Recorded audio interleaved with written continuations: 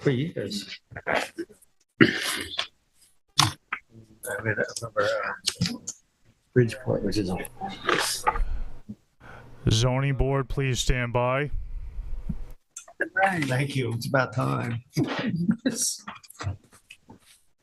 Okay, you're ruining our perfect record. Starting on time. Probably they can be proud of. Not too bad. Sometimes, like in New York and most states, you take 1 day, 2 day exam. And then the first day is usually, well, 1 day is the state specific stuff and the other is what they call multi-state. Okay, ZBA, please can I have your attention? I'm going to start the phone lines in just a second. You're going to hear a little bit of a ringtone. I'm going to test the phone lines, and then we'll get this meeting underway. Is that okay? Sure. Okay. Give me a second, please. Troublemaker. Yeah.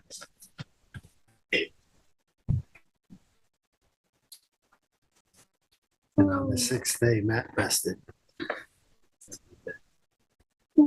Sorry, I should have had some coffee before I left Riverhead. I'd drink coffee now, I'd be up all night. Mhm. I'd just drink it in the morning. If I had it now, I would be. Well, sometimes I have like a half a cup at 4 before I leave Participants are Riverhead. muted.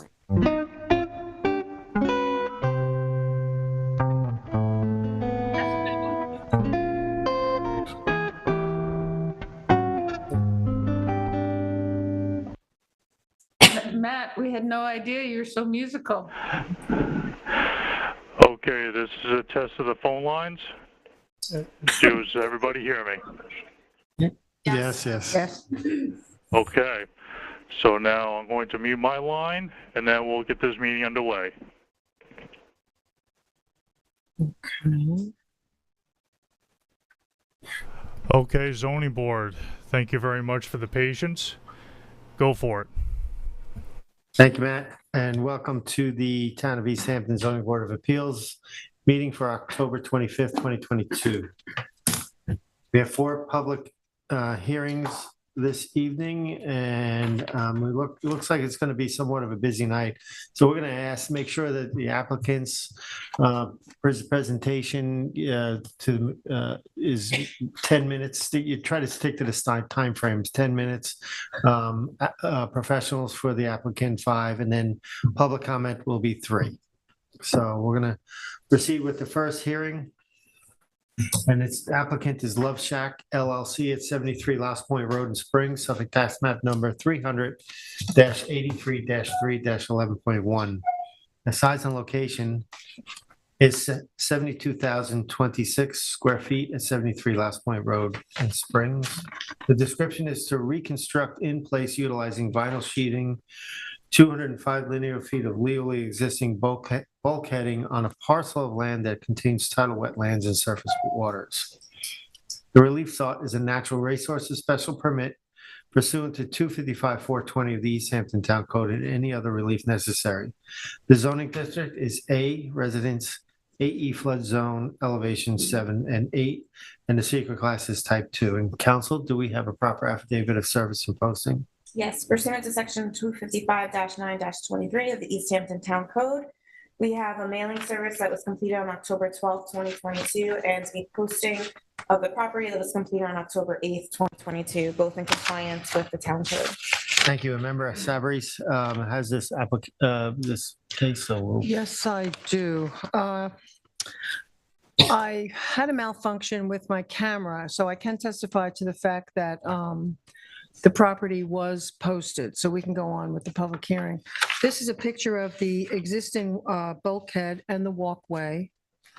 Next, Tyler. This is the bulkhead and the decking attached to it. This is actually another shot of the existing bulkhead. In the back, you'll see a residence, which was actually, as noted in a certificate of occupancy in 2001. the residence was, a barge was actually converted into a residence, and it does have decking and a roof deck. I think that might be it, I'm not sure. Oh, and this is the, just a continuation of the existing bulkhead. I do have one question for the applicant or the agent before they come to us. It's noted in our TAM that I noted that the dock is really in very good condition. And with regards to the ecosystem there, Harbor Protection Overlay District, I'm wondered why the timing now, because it doesn't seem to be in disrepair. Good evening. My name is Dan Hall. I'm with Land Use Ecological Services. I'm the agent for the owner and the applicant. And Dan, are you an attorney? no, Okay, you want to raise your right hand? You yes, swear affirm to tell the truth, the whole truth, and nothing but the truth. yes. Thank you. And they're trying to, there is some beginning to show signs of wear and tear on the bulkhead. And they want to undertake the project before there's failure, specifically due to the concern of protecting the environment at the site. You know, as you can tell, the site is encompassed by the bulkheads on both sides, and the residence is in the middle. So any failure of any kind would be a great detriment, not only to the ecosystem, but also to the structures at the site. And the existing bulkhead's been there for about 20 years or so, plus or minus. And the time has come that they want to take care of it before the problem gets worse. And then you have siltation into the waterway, or you have failure of structures that would cause detriment to the beautiful wetlands around it. We have obtained, I don't know if you noted it or not, but we obtained the other permits required, DEC, Army Corps, Department of State. We notified the trustees, and they'd like to undertake this project as soon as they can, so they can avoid having a bigger problem when there is failure. I spoke to the contractor and the site, the marine contractor today, and they both told me that they had noticed that there was some bulging of the bulkhead in certain areas. They put a level up to it, it wasn't level. And near some of the corners, there was some fill starting to get lost. And they just wanted to address this issue before it got progressively worse. Has any kind of a construction protocol been entered into the record? I'm sorry? A construction protocol for this? Yes. How it will be done? Well, it'll be done from the land, and they're going to take out section by section. They're going to use silt boom in the sections they're working in to protect the area from siltation and any possible disturbance to the bottom. The piles aren't going to be jetted, and they're going to be pile driven in. Hydraulic dredging can cause, inserting piles can cause more disturbance. So they're going to pile drive them. Usually because of the environmental sensitivity of this, especially these waters here are very highly sensitive. Yes. We, I think, want to make sure that it's done properly, and typically there is a protocol that is submitted to the board so that can be evaluated by both sides, and I think we're missing that. The other thing is the town has, in their TAM, is very concerned with the timing of, as Member Savory said, of the replacement of this. Is it a necessity at this point? And it doesn't seem like we have a report that's from an engineer or something that's saying that it is definitely failing. Right. So it's, we are very concerned about the sensitivity of this area and whether or not it is properly timely to do it. Right. Well, that's exactly why they were trying to obtain the permits now. They didn't want it to be too late. And then the structure starts to fail. And then, this took a great amount of time to get to where we are now. And then they want to have to wait that period of time and possibly cause detriment to the environment or the site if there's already extreme, damage to the structure exists. Can you back up a little? You said the trustees had visited the site? No, they've been notified. I applied to them. Okay, so we don't know what their position is at this point. No, they said they waited for the special permit first and they finished their review. Okay, and then my second question was, you said that there was someone there who put a leveler and there was level and there was bulging? Who was- Yeah, I was told that by the contractors, the site contractor and the marine contractor. Got it. I'm not an engineer, but I've been doing this for over 30 years and I'm very familiar with bulkheads and docks.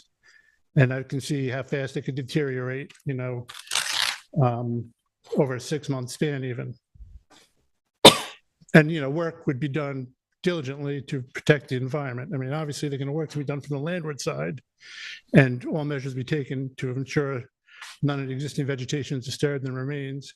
And when the project's complete, they will revegetate any disturbed areas on the landward side of the bulkhead with appropriate native grasses, beach grass or the like.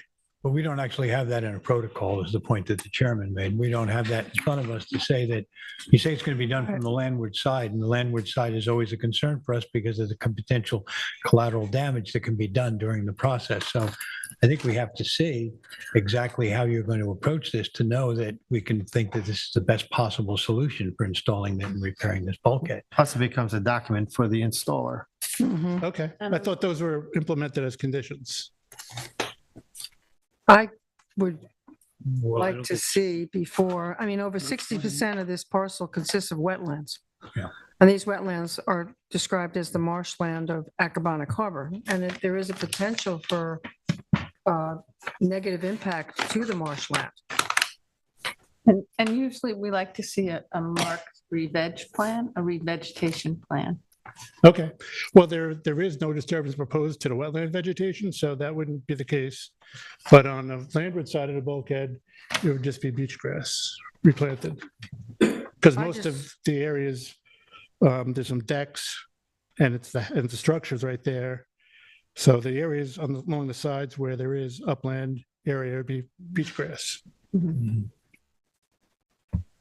I think a construction protocol could assure to us that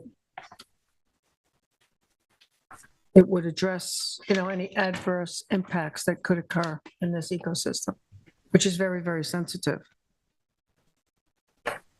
I agree with you that it's sensitive. That's, So if we had a construction protocol and knew exactly how everything was going to be implemented, I think everyone would be more inclined to, On a good many of these decisions we make, I know that the board members, including myself, reference this construction protocol with our approvals or denials based on the fact that we now have an idea of how you're going to approach the project, and we have faith that the protocol is laid out as the best possible way to do it.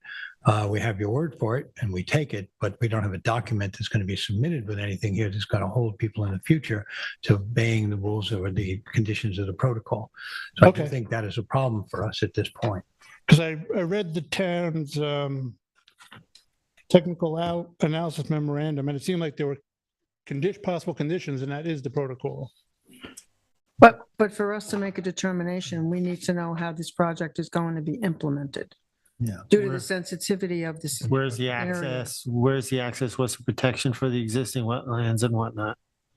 Kind of Again, this is highly sensitive. No, I agree. Okay.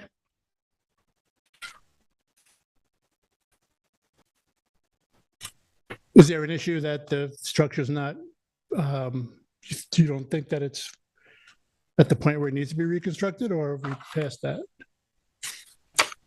You can make a case for that, and that's fine. I think that when we come back to just what we were just saying several times here, all of us have made the comment that No, I we agree. have to have a way to look at the construction protocol. The construction part of it means a lot to us. The environmental protocols, so later on, how we're going to replant, how you're going to take care of it, the boom you talked about in the water, they should also be listed as well. At this point, though, we're a little in the dark. The engineering may be clear to us, but we're not sure of the impact of the work that's being done. I understand. Thank you. So right now, you're in agreement with all the recommended project conditions, but could you provide that protocol for us? Of prior? course. This is for a natural resource special permit, so as a board, we need to know how that The applicant must demonstrate compliance with those standards, and if we don't have a protocol, we have nothing to base that on. I myself would like to see the construction protocol first. Okay, Anything else? no, that's all. Thank you for your time. Okay, thank you. What are Tyler? we doing? Okay. Any other questions? No, what are we doing about leaving it open? You give them enough. Yeah, we'll decide Well, that let's after. do We'll decide planning that after first. the planning comes. So procedurally, what happens? Is the hearing adjourned? Is there another hearing? We're gonna hear from the planning department, and then we'll probably keep close the hearing, but allow the record to be open for a period of time for you to submit protocol. Okay, thank you. All right. Good evening, Tyler Borsak for the planning department. Swear me in. Oh, I'm sorry, Tyler. Do you swear affirm to tell the truth, the whole truth, and nothing but the truth? I do. So the application currently in front of the board proposes to allow the applicant to replace in place and in kind a legally existing bulkhead on the subject property. The property was the subject of a similar ZBA approval for a bulkhead reconstruction in 2003. The building history card for the property ends in 2002, so it's unclear if a building permit was issued for the work. But it does appear as if from reviewing photographs from 2003, which I have if you want to see them, that the bulkhead was reconstructed and revegetated after that board's approval. The planning department has no objection to the bulkhead's reconstruction. The property is in a portion of the shoreline that is in coastal erosion zone 3, which allows bulkhead reconstruction with an NRSP. But the planning department encourages verification of the need to reconstruct the bulkhead prior to issuing an NRSP. The bulkhead does not appear to be overwashed, bowed, losing backfill, or have other signs of losing structural integrity, although it seems like there may be some issues. A few of the piling tops are damaged around the perimeter, but otherwise the pilings appear to be in good condition. At less than 20 years old, in a low wave energy area, it would be surprising to have a bulkhead needing complete reconstruction. The property is in an area of extreme environmental sensitivity, surrounded by extensive intertidal marshes, located within 2 critical environmental areas, a significant coastal fish and wildlife habitat, and an Audubon identified important bird area. Construction along the shoreline in such an area is disruptive and should be undertaken only when necessary. The board may want to require a structural assessment of the bulkhead from a licensed engineer to determine if complete reconstruction is necessary. Finally, the applicant should identify any structural components of the existing bulkhead that are proposed for reuse in the new structure. As far as a revegetation plan, I don't think we would require one in this case. At least that's what the condition H was in the technical analysis memo. It's just to revegetate with beach grass. We don't need to show the areas to be revegetated. Just that they're going to be doing it with beach grass would be sufficient, I think.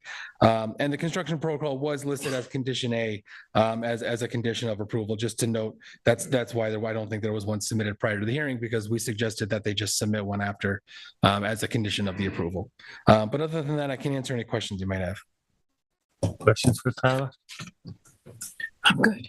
Well, when was the last time you saw the bulkhead with any planner? When the last time we went out, I was there with Lenny when those photos were taken, which I think Did you we're in see any March. wear and tear at all? not at that time. At least I think- nothing obvious. yeah. That was March 18th. Mhm. Thank you. So, Terry. 7 months ago, but not a huge amount of time ago. Okay, any questions for Tyler?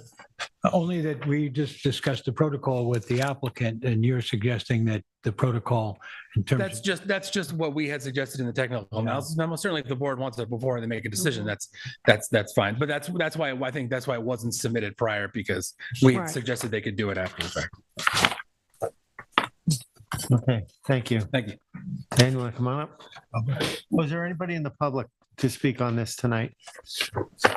Matt, anybody on the phone for You have this? 0 callers. Thank you. Thank you. So we're going to submit a protocol. I still have an issue whether or not it's necessary to replace this. And I would like some assurances that it is depleted enough to do that. As a TAM is also requesting. To say that the applicant likes to do it now or wants to do it now is, I'm not sure if it meets the bar of what the NRSP standard sets out to protect. right? So, I think we need something more to bite on to say, this is in need of a replacement. So you'd like further proof? Yeah. Okay, that's fine. Amen. Just want to make sure I know what I'm. Okay. We can leave the record open. How much time would you need? Excuse me, Mr. Chairman, this is LTV. We now have one caller holding. I don't know if it's for this topic, but we have one caller holding. Okay. Can you just let's find out if they're here for this hearing. Okay. So we are going to unmute last four digits, 9424. Hello, caller. Are you here for Love Shack LLC? Caller? Continue on, Roy. They just hung up. Thank you. I'm sorry. How much time do you think you'll need? Well, do you definitely, how do you want us, do you need an engineering report or, because I mean, that might take a little time. Yeah, just let us know. Let us know, because again, we're going to need, I think we really would like to see some, evidence of it deteriorating or whatnot. You want a month? You want Yes, 30 days? we could, 30 days, I'll be in contact if it's Okay, not the case. that's fine. So it'll be a public record. You submit it to the planning department and that'll get distributed to us. Okay, All right. thank you. Thank you. So make a motion? So in the matter of the application of Love Shack LLC, 73 Louse Point Road, Springs, Suffolk County Tax Map Number 383-311-1. I make a motion that we close the public hearing and leave the written record open for 30 days for the submission of an engineer's report and a construction protocol. I'll second that. Concur. I concur. I concur as well. Thank you. Thank you, Dan. Next, we have the applicant is Garrett McGinnis at 142 South Fairview Avenue in Montauk, Suffolk, tax map number 300-28-5-14.1. The size and location is 25,429 square feet at 142 South Fairview Avenue in Montauk Beach Development Corps, subdivision number 3, East Four Ponds Residential Section, Block 56, PO Lot 5, map 1013 in Montauk. The description is to construct a new 420 square foot swimming pool with pool equipment, fencing, 36 square foot outdoor shower, propane tank, allow the existing clearing to remain and to resurface the existing driveway and walkways with pea gravel and to remove and replace the existing railroad tie edging with metal. The relief sought is a natural resources special permit pursuant to 255-420 of the East Hampton Town and any other relief necessary. The zoning district is B residence, Zone X flood zone, and the secret class is type 2. Council, do we have a proper affidavit of service and posting? Yes, pursuant to section 255-923 of the Town of East Hampton Code, we have mailing service dated October 11, 2022, and posting service dated the same day, October 11, 2022, which satisfies the town code's requirements. Thank you. Now, who's report? Okay, got this one. Okay, thank you. Tyler? Okay. I'm actually on the applicant's property here. It's a long driveway up from South Fairview Avenue. And just a view shot down. You can see it grades down toward the street. Next. I walked down there now and got the official notice of posting. It was properly posted. Next. The usual shot. This is a shot looking down South Fairview Avenue toward the west, Essex Street. Next, this is the immediately across the street from the applicant's house. The houses are not really that close, but that's what it looks like along the road in this area. Next. This is a shot of the corner. The applicant's house is through that shrubbery there, and this is the other street, South Fairfield Avenue, that runs up and dead ends where there are other residences. Next. That's just another shot showing the driveway of the house next door. You can see the house a bit at the top of the the hill there to the left. And next, we're gonna go around the house. So there's another shot up the driveway. Next. Walking. Did these get out of order here? Yes, that's the neighbor to the That's left. the neighbor to the south? Yeah. No, Yeah. south, okay. Yeah. This. Next. So this is a shot of the applicant's house itself, and you can see a little piece of the garage to the right on the property. And you can see the clearing, there's a lot of clearing, there's also a lot of shrubbery throughout. The wetlands that are in scope are behind the garage, and then there are other wetlands and large town-owned preserves in the, I guess that'd be northwesterly direction of that house, of this house. Next. This is a shot behind the garage. You could show it shows the twin direction of the wetlands, and you can see the drop off from the back of the garage into the wetlands. And next, I took another shot because down there you could see in the kind of the center, there was actually standing water in there today. So you can see the wetlands and all the shrubbery around it. Next. This is a shot, I just took another shot from the front of the garage. It's not in scope for this hearing, however. Next. So now I'm gonna walk up, you can see the wood pile there, and behind that is a fence, and then you see some burlap shrubbery, they believe is the neighbors. But this runs up all along the property line. The neighbor's house, you can see in the back there, it is rather close to this home. This is still on the eastern side of the house that I am now. Next. So now we've gone, well, a little closer up toward the south, toward the north. And you can see the neighbor's truck there in the driveway and the property line and the shrubs. And I'm walking toward the back where the pool is proposed. On the survey, it showed shower on the area that I took the photo of before, but I didn't see anything that looked like a shower on the eastern side of the house at all. I don't know if that has been removed. And shower. Yeah, but we. It's hard to see on the survey. It's kind of scrunched in there. Where is it? Yeah, I This can't even- proposed shower. Well, proposed showers on the other side. Oh, okay. Oh, I see. what I you're see it, saying. okay. Okay, next. Now I'm in the back. Am I in the back?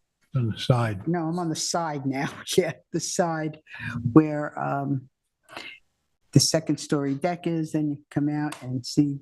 And next, this is a shot, well, along, again, trying to get along the property line and to show the wetlands and the vegetation that is in them. Next. Now, this is the fence. I'm in the northern part. And again, taking a shot toward the west, basically, to again show what the property line and the closeness to the proximity of the neighbor's house to the north. Next. It's another shot of the neighbor's house. Next. Okay, now I'm in the back area. That's the corner there beyond the trees, and to the right of the orange fencing is the area where the general area where the pool is proposed to go, and that is also in the direction of the wetlands that on the town-owned property, very extensive wetlands that go through this area in this neighborhood. Next. Where am I now?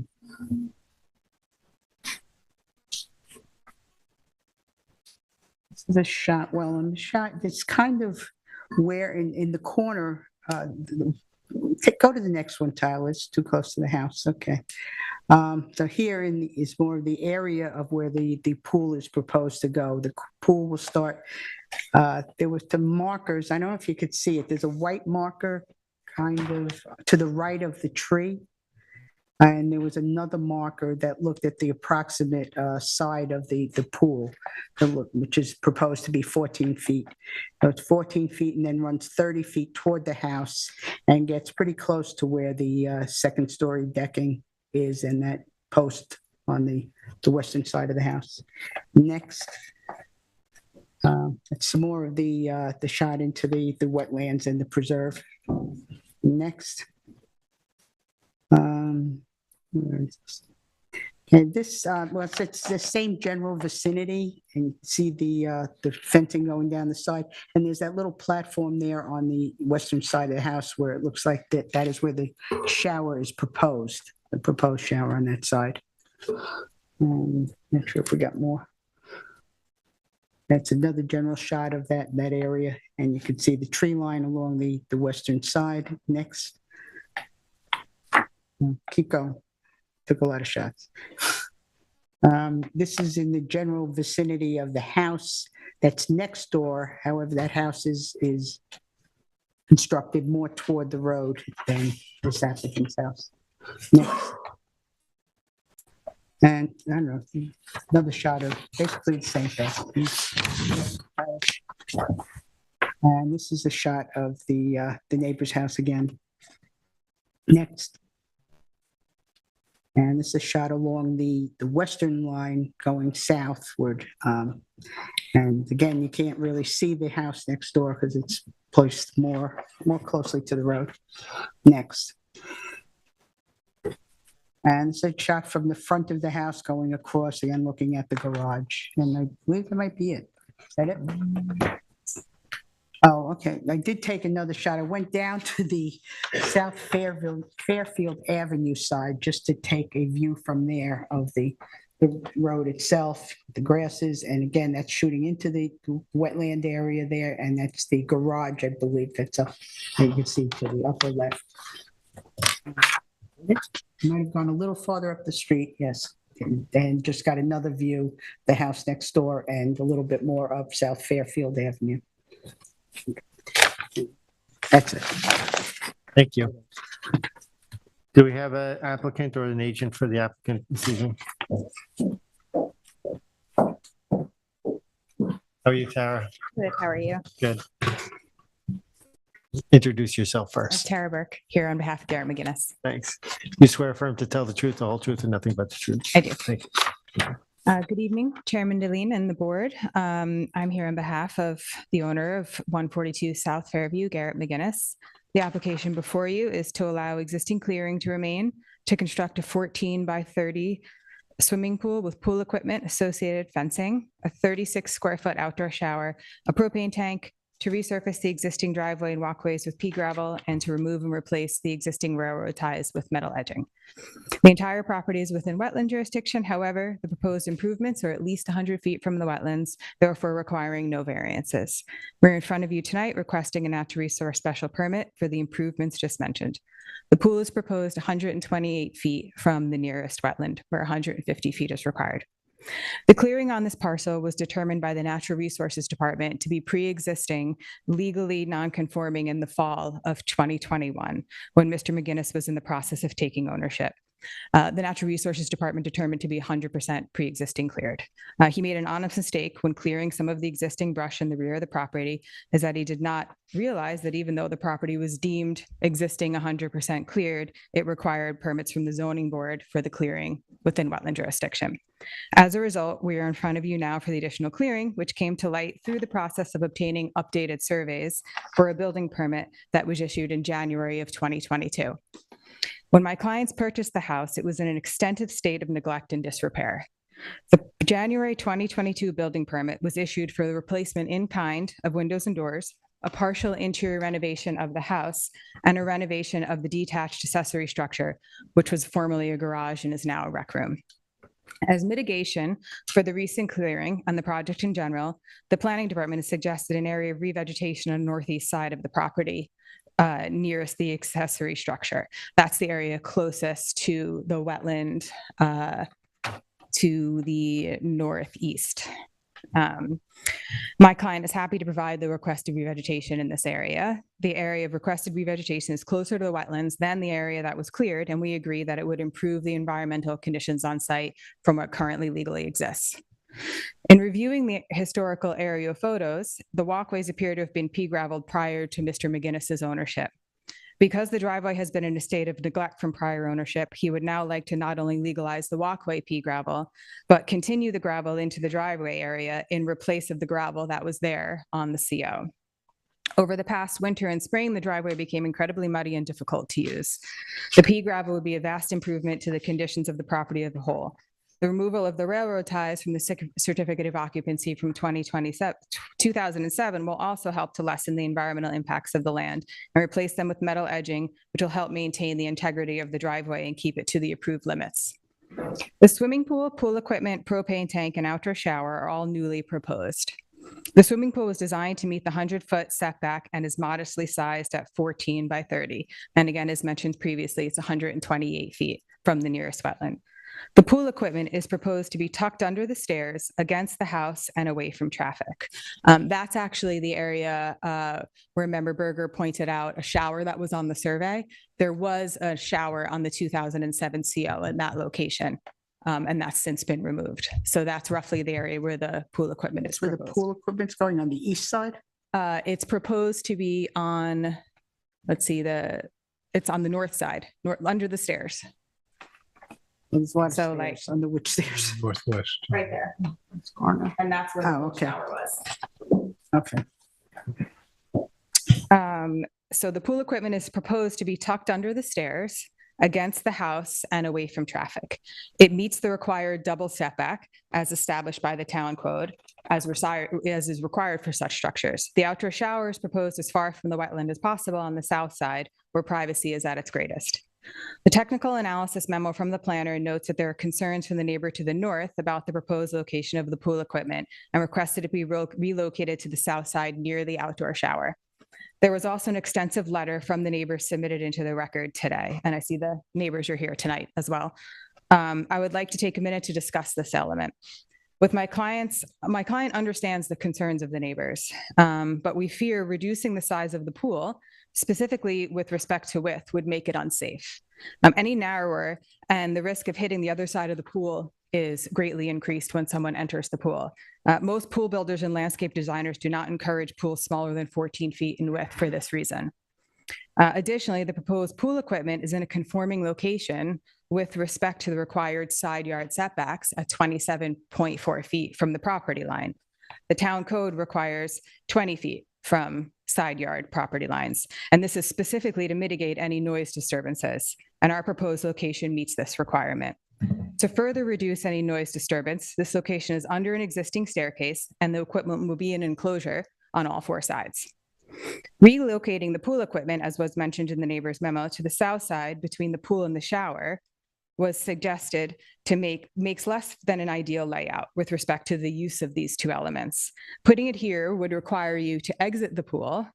You'd basically walk right into the pool equipment, have to walk around it to get to the outdoor shower. It's not practical and would disrupt the entire flow for the use of the pool and the shower. Shifting the location of the shower to accommodate the equipment is also not possible due to the location of the existing windows on the house. Again, the proposed location meets the zoning requirements for setbacks to property lines. My client is sensitive to the concerns of the neighbor, though, and he wants to be a good neighbor. Even before today's additional letter, we had internally discussed vegetative screening to help ease his concerns. To offset the neighbor's concerns, my client's happy to increase the height of the proposed pool fencing to 8-foot deer fencing and further screen this property line with native mature vegetation in order to provide a natural buffer between the two properties. We believe that because the pool equipment meets the setbacks, it will be enclosed. The addition of the vegetative screening will also help mitigate concerns of the neighbor. As a result, the pool equipment might be far less of a nuisance than he anticipates. In his initial letter to the board, he cites the existing vegetation on the south side as an argument for putting the pool equipment on that side instead of his side. We are happy to provide native screening on his side as well, since this location is far more practical. Providing vegetated screening in this location would actually create a double wall of fencing and vegetation, since the neighbor has a row of vegetation in that location and a fence already. Another element touched upon in the planner's technical analysis memo is the fact that the swimming pool is proposed in a location where a potential sanitary upgrade would go. I would just like to point out that there actually is a better location for an upgraded sanitary, and that would be directly in front of the house, between the driveway and the front deck. There's a location there that meets the 100-foot setback to the wetland, and the sanitary system only has to meet a 5-foot setback from a property line. So there is quite a bit of room in this area. Suffolk County Department of Health Services also encourages septic systems in the front of a property when possible for easier access. So should my client choose to upgrade his septic in the future, this would be the area we would propose it. Finally, in addition to the revegetation by the accessory structure, the technical analysis memo recommends that the zoning board consider requiring a scenic easement over the wetland in that same area. My client has no objection to providing this easement, provided the application as submitted is approved. We would just like to request that it start 10 foot off the wood retaining wall behind the accessory structure so that no portion of this structure becomes non-conforming. I believe that the sketch in the technical analysis and memo takes this into account, but since it isn't scalable, I just thought it was worth mentioning. Regardless, we're happy to provide the easement and the additional vegetation in this area. We have no issue and agree to the rest of the conditions noted in the technical analysis memo.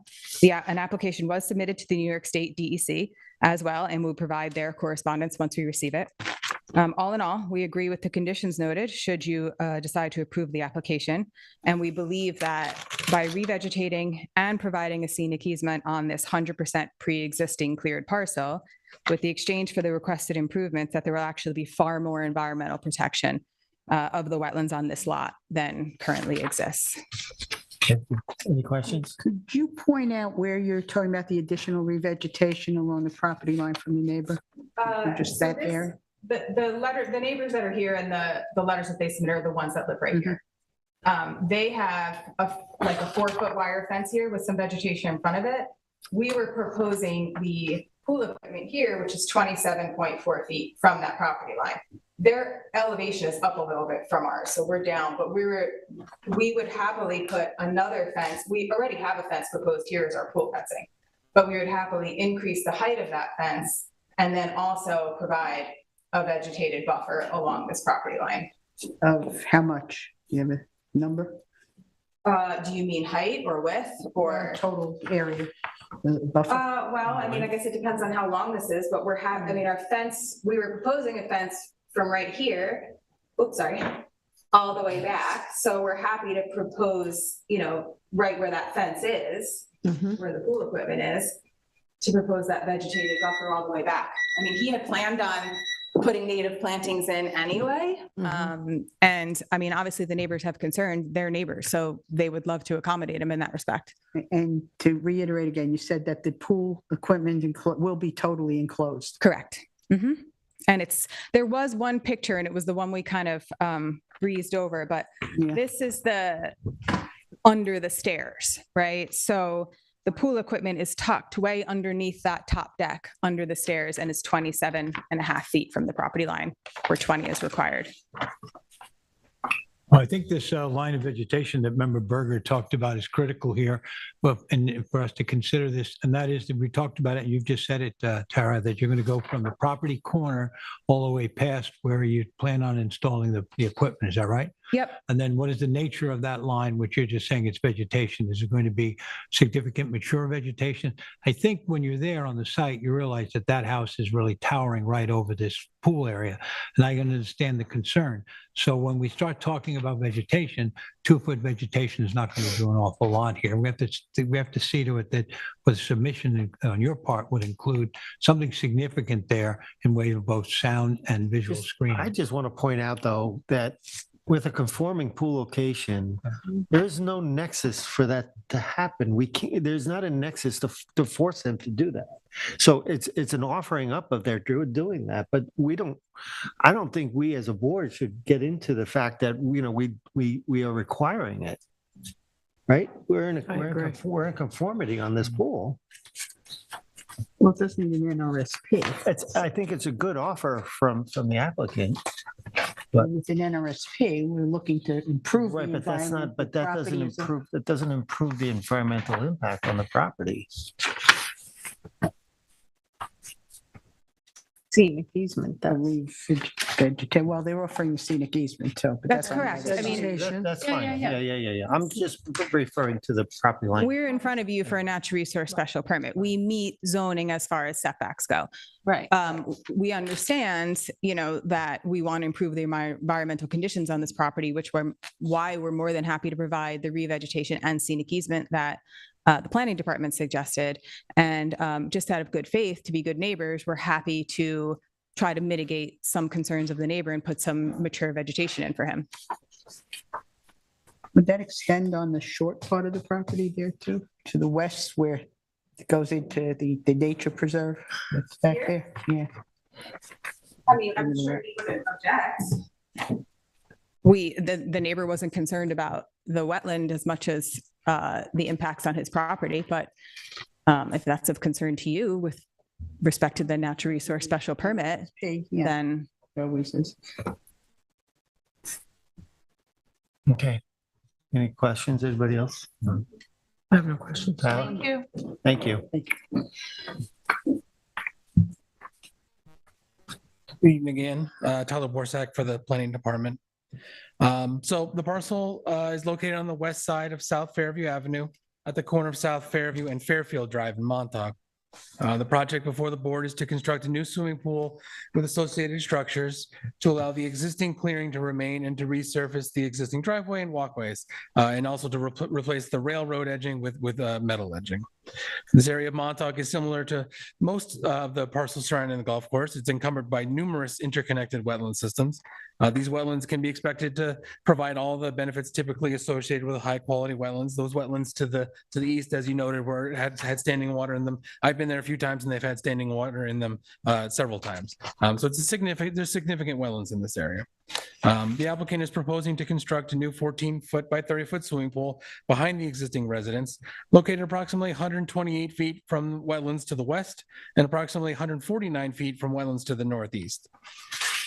Along with the swimming pool, the applicants are proposing pool fencing along the southern, western, and northern property lines around the pool, pool equipment on the northern side of the residence, a new propane tank north of the residence, and an outdoor shower south of the existing residence. The applicants are also proposing to resurface the existing gravel driveway and to replace the railroad tie edging with metal edging. Overall, the project meets all setbacks and requires no variances from neighboring parcels or from wetland setbacks. The applicants are also requesting to keep some clearing, which had occurred at the rear of the property prior to submitting the application, where the swimming pool is proposed. This area of clearing accounts for approximately 1,700 square feet of vegetation that was removed within jurisdiction.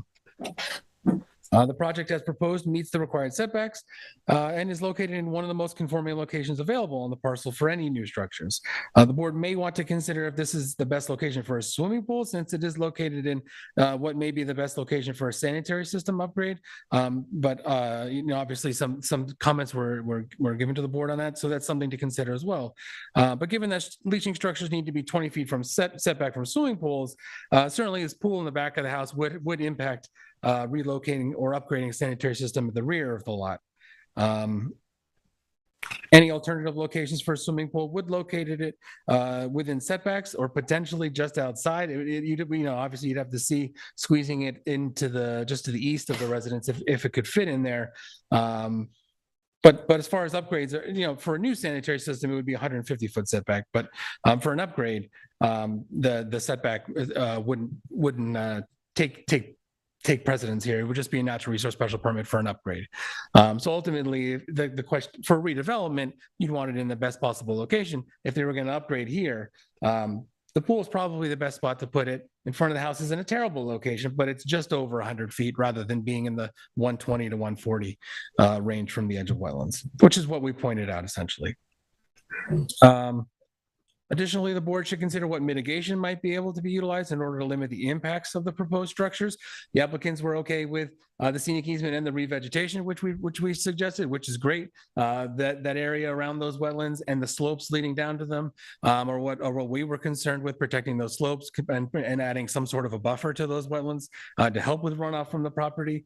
I think that's a vast improvement over the existing conditions right now. And other than that, I can answer any questions you might have. Any questions for Tyler? I'm okay. I think I'm good. Thank you, Tyler. Anybody from the public? No. Come on up to the mic. Come up to the mic. This is my wife. Come up to the mic, please. Thank you. Introduce yourself now. Good evening. Jim Stavler, my wife Dawn. We purchased 9 Fairfield Drive, 35. Can you raise your right hand? Oh, yes, sir. Swear affirm to tell the truth, the whole truth, and nothing but the truth. I do. Now, I just want to warn you, we do have your submission, which is a very lengthy submission. Yes. There's no reason to rehash that. We No, have no. that in writings, and you have Okay. 3 minutes to present your Okay. thing. I'll be So, quick. all right. Thank you. My wife will be showing you aerial photos. And are these aerial photos part of your submission that you've already submitted? So these are for demonstrative purposes only, correct? Mr. Chairman and members of the board, good evening. My name is Jim Stavler and Dawn, and I would like to offer public comments pertaining to the application of natural resources special permit for 142 South Fairview Avenue, Montauk. I reside at 9 Fairfield Drive, which is the adjacent property due north of the applicant's property. While I am offering oral comments this evening, I would also like to refer to this board to the written comments I submitted earlier today. Those written comments reflect a more detailed account of my oral comments here tonight. For the reasons that follow, we ask that this board deny the applicant's request for a natural resources special permit. If the board decides that the applicant is otherwise entitled to the current proposal or a reduced version, we ask this board to relocate the proposed location of the applicant's pool pump to the area identified in planner Tyler Borsak's technical analysis memo. We also ask that the board require the applicant to replace the natural vegetation removed by the applicant on the western portion of the applicant's property, as the clearing was well within 150 feet of wetlands contained within the natural preserve to the north. This vegetation once provided screening and privacy between our property and at least 4 other properties in the area. 33 years ago, the town of East Hampton required my wife and I to situate our home in its current location due to wetlands located on Fairfield Drive and common to my property as well as the applicant's. Because of this, our home and the applicant's dwelling are less than 50 feet apart. To give you an example of this closeness, I can hear the applicant talking inside his home while I am inside my home, windows open. Now, this township is considering further development of the applicant's lot in an area located less than 50 feet from my dwelling. I would like first to refer you to an overview of the area. The photo in front of you depicts our neighborhood as it once was prior to the applicant clearing the westward portion of his lot in 2021. As you can see from the photo, no lots in the area have detached garages other than the applicant's. You can also see the heavily wooded buffering that the applicant's property once contained.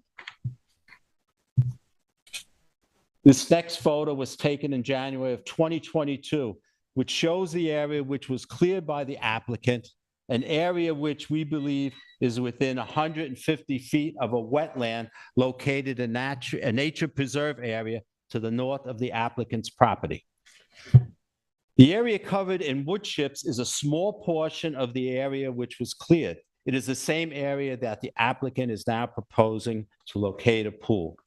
I would like to make 2 points. First, if the board approves the applicant's proposal, we believe that this property will be far outside the nature and character of this neighborhood. Second, the proposed plans are offensive to the environment as well as to the quiet use and enjoyment of our adjacent property. Can you I please would- wrap it up? Excuse me? Wrap it up, yep. Sure. I would now like to speak about the applicant's property. We have this in our submission. We have it. You don't need any of this. You're reading what you submitted to us. All right, we realize that we don't want to take up any more of your time. We just feel that I've seen the impact in this town. I've been here for a long, long time, and now it's right under my nose. And all these houses that see my house now, they never knew where I lived. And I says, you know what? We look like Plainview, Long Island now. Just take everything away. Thank you. You're welcome. Thank you, Jay. Anybody else in the public? And Matt, any callers? You have 0 callers. Thank you. Okay. Barry, you want a closing remark? Sure. Thank you. I'll keep it quick. I couldn't see the aerial photos, but just since there was a lot of talk of the vegetation, just want to remind you that this property was deemed 100% pre-existing cleared at one point. So whatever vegetation was there in those areas was not the native wetland vegetation, because it was 100% cleared. So, and we're happy to provide that scenic easement and revegetation in the area most sensitive, closest to the wetlands, not only within proximity, but also topography. So, But you also offered the buffer on the other side. oh yeah, of course. Yeah, Yeah, absolutely. That's good. Thank you. Barry? Yeah, there was nobody on the phone? No. Yeah, nobody on the phone.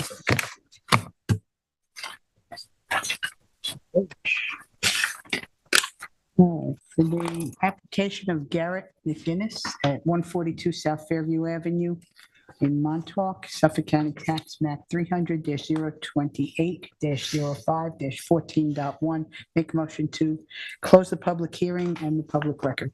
I'll second it. I concur. I concur as well. Thank you. We next have Stephen and Fiona Silver at 60 Seabreeze Lane in Amagansett. Size and look, it's Suffolk Tax Map number 300-175-7-28. The size and location is 29,834 square feet at 60 Seabreeze Lane in Gansett Dunes, Lot 30, map number 6639 in Amagansett. The description is to demolish all existing structures and to construct a 3,672 square foot residence with 576 square foot detached garage, 534 square foot swimming pool, 44 square foot pool equipment shed, approximately 6,680 square foot of ground floor pool patio, approximately 2,250 square foot of first and second story decking, outdoor shower, stairs, walkways, light wells, retaining walls, and a new IA system, sanitary system within jurisdiction and setbacks of wetlands and on a parcel of land containing dune land and beach vegetation. The relief sought is a natural resources special permit pursuant to section 255-420 of the East Hampton Town Code, and 1 variance is required for this application. 1 variance of 39.9 feet is required from 255-430 of the Town Code in order to construct the proposed detached garage 60.1 feet from freshwater wetlands where 100-foot setback is required and any other relief necessary. Zoning district is 8 residents, Zone X flood zone, and the secret class is type 2. And council, do we have a proper affidavit of service and posting? Yes, pursuant to section 255-9-23 of the town code, we have a certified mailing that was completed on October 13th, 2022, and a posting to the property also complete on October 13th, 2022, at least 10 days prior to the date of this public hearing. Thank you. Member McGivern, I think this is yours, right? Yes.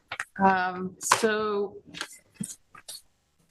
This property has actually two addresses and two entranceways. One is on 49 Bluff Road and the other is at 60 Seabreeze. So this picture is taken from the 60 Seabreeze entrance.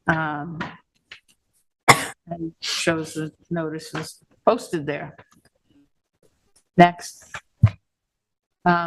That's looking down the driveway from Seabreeze down the driveway. Next. That I was just trying to capture the sort of sand dune vegetation that's borders the driveway. Next. More sand dune vegetation.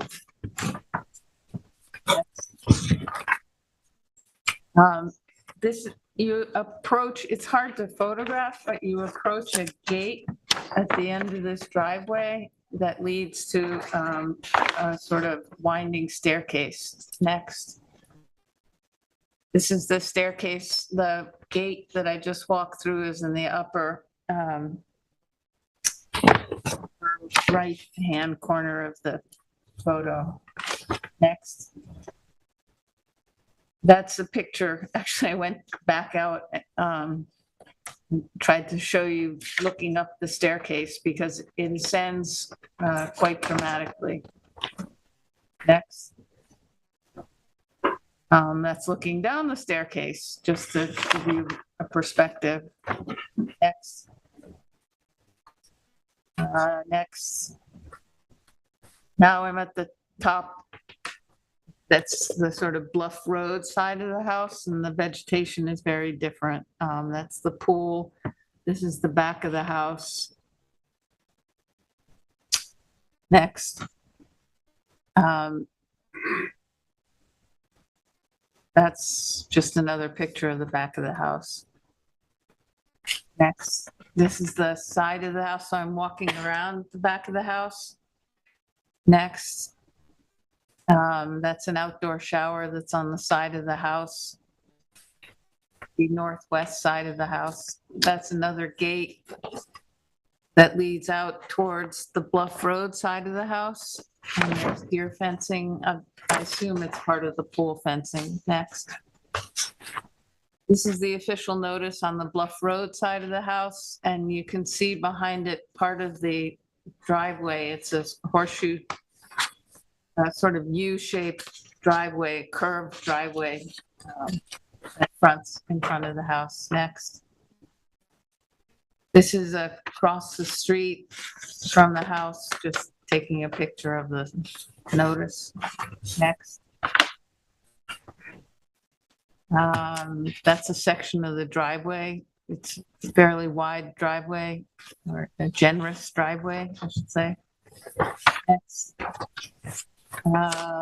It's a shot of the driveway in the house, the existing house, I mean. Next. Another driveway shot. I'm not sure why it's so many. Okay, next. The front of the house. Next. Now I'm walked around to the side of the house. There was another little gate. This is the side of the house. And the pool is to the left here in the photo. Next. Now I'm going back down the staircase towards Seabreeze again. Next. And that's just out towards Seabreeze, the driveway, and out towards Seabreeze. I think that's it. Is that it? Okay.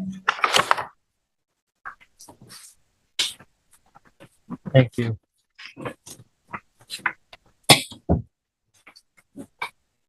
How are you, Andy? Chairman. Should I start? Go ahead. Okay. Good evening, Chairman Deline, members of the board.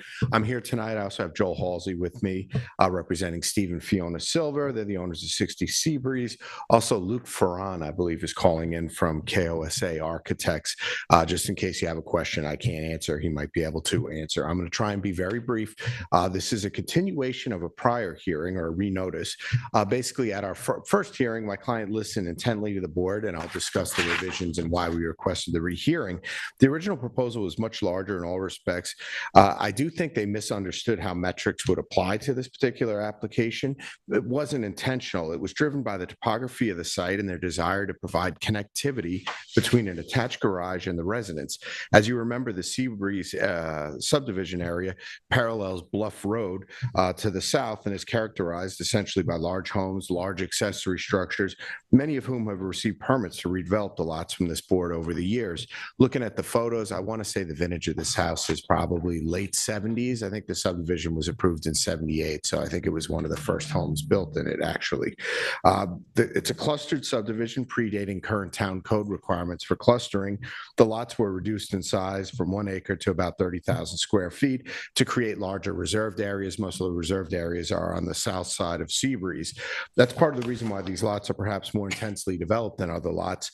They're on smaller lots than you ordinarily would have had without the clustered provision. This property currently has a 2,172 square foot and fairly modest house with a pool. Previously, the applicants had drawn a house that would be about 4,500 square foot residence with accompanying larger lot coverage, larger clearing, and larger disturbance required to accommodate the structure, including significant grading work. Basically, all these properties front on Seabreeze. The required access to the properties in the actual Bluff Road frontage is at a much higher elevation. So they are sort of benched into the hill, as it were. I did want to submit, just for your record, a copy of an aerial photo, just to give you an idea of how the neighborhood pans out. I thought it was interesting to look at.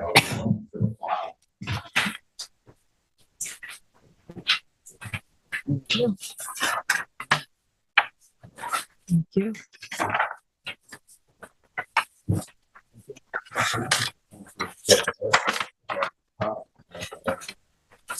Not to worry.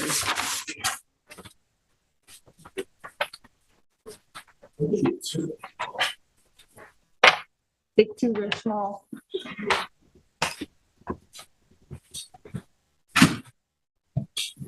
Even in the area, you can see how small the existing house on this property is compared to some of the adjacent residents. I did make some points at the prior hearing that I would briefly reiterate. They do remain relevant. Probably 60% or more of the house is entirely outside of NRSP jurisdiction from the wetlands. If you look at the survey, it's basically the protrusion that goes in the north-south on the bottom. That's about where the 150-foot line is. On the current proposed, the house is depicted 109 feet from the wetlands at its closest point. The pool and retaining wall is 112 feet from the wetlands, and the existing stairway access that Joan gave us a really good idea of what it was like to walk up and down is an absolute necessity on these lots. Is about 56 feet north of the wetland at its closest point, and then slowly gets more conforming as you go up to the top. This structure was built in the best location to take advantage of the milder slopes as you traverse up the slope to access the resident on the south side. Based on the testimony and concern to the board, we made significant changes to the project with an eye towards reducing potential impacts. For one, the proposed house and accessory structures, excluding the garage, will not be any further south on the lot than the existing house and pool, basically remaining upslope from the access. That was one of the big concerns. We had constructed or proposed a layer cake type construction that would attach this in a series of additions as you go up the slope. That was going to cause a lot more significant grading and regrading of that area to accommodate it. That's all gone, basically. The new house will be much easier to construct, require very little site disturbance on the Seabreeze side of the residence. We reduced the proposed house size by about 20%. It's currently proposed at 3,672 square feet, down from the original 4,500 square foot proposed. It's a larger house, but is certainly in line with adjacent residential structures, if not even a bit smaller. We've reduced proposed clearing to beneath the code's requirements. Our total lot coverage reduced by about 10% from our original proposed. Basically, we significantly improved every metric under the town zoning code, but the biggest change isn't really calculated by a percentage of square foot basis. The major change we made was to propose a detached garage of 76 square feet. Based on the unique nature of the property, the owners feel it is a necessity. There's frankly no way to carry things up that the slope that Joan was walking up. Imagine going to the beach with your beach chairs or bikes or whatever. It's really a cumbersome access. They wanted a place to store all these goods in a location that's convenient as well as safe to access from the intended parking area along the South Breeze side. Proposed garage is over existing.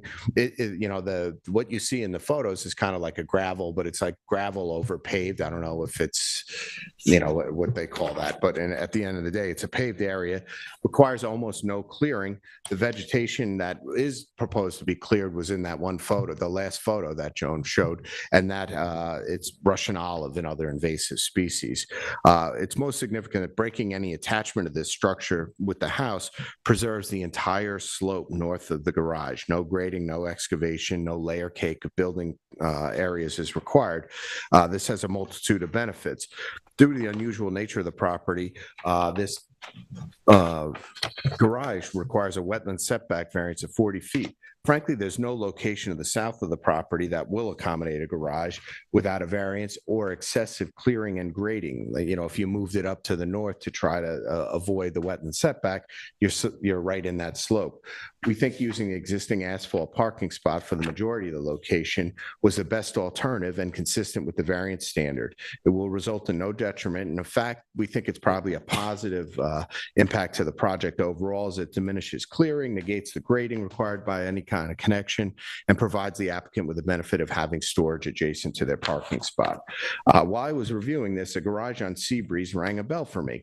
As it turns out, the adjacent property located at 61 Seabreeze under the name of Giacconi had a hearing in March 2021, and I actually attended that hearing because I had the next hearing on after that, so it kind of rang a bell. As it turns out, this lot is immediately south of our property and is shown as lot 12 on the same subdivision. So if you look at our map, it says lot 12. In fact, their survey shows a spike that translates exactly onto our survey for location purposes.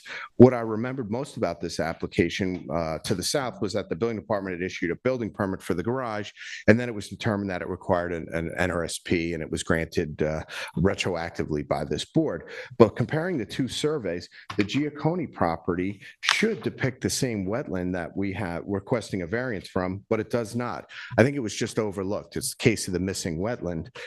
In fact, the Giacconi garage was actually based, on a quick review. It's as close to the wetland as we're proposing here, but it doesn't require any, our proposal doesn't require any disturbance to the area.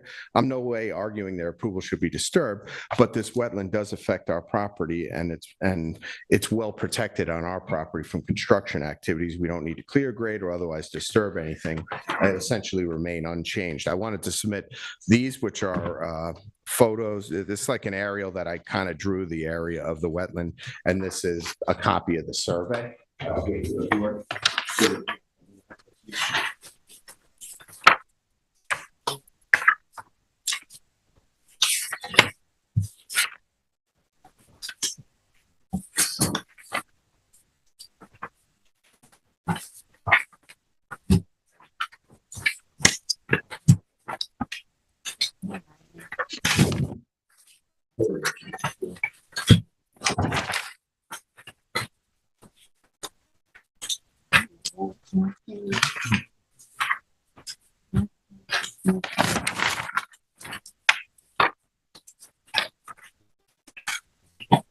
And please forgive my crude white.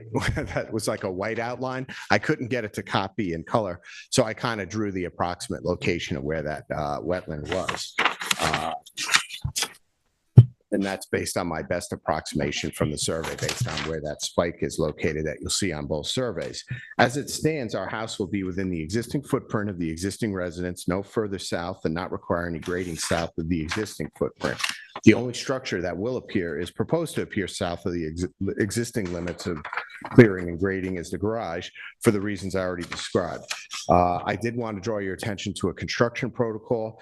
We had it updated by the Raynor group that was submitted to the file. Basically, we've much reduced the scope and the proposed thing, but we thought it was important to have that construction protocol updated as well. I think it makes it a lot easier based on the elimination of those connections, and it's a necessary roadmap for your review.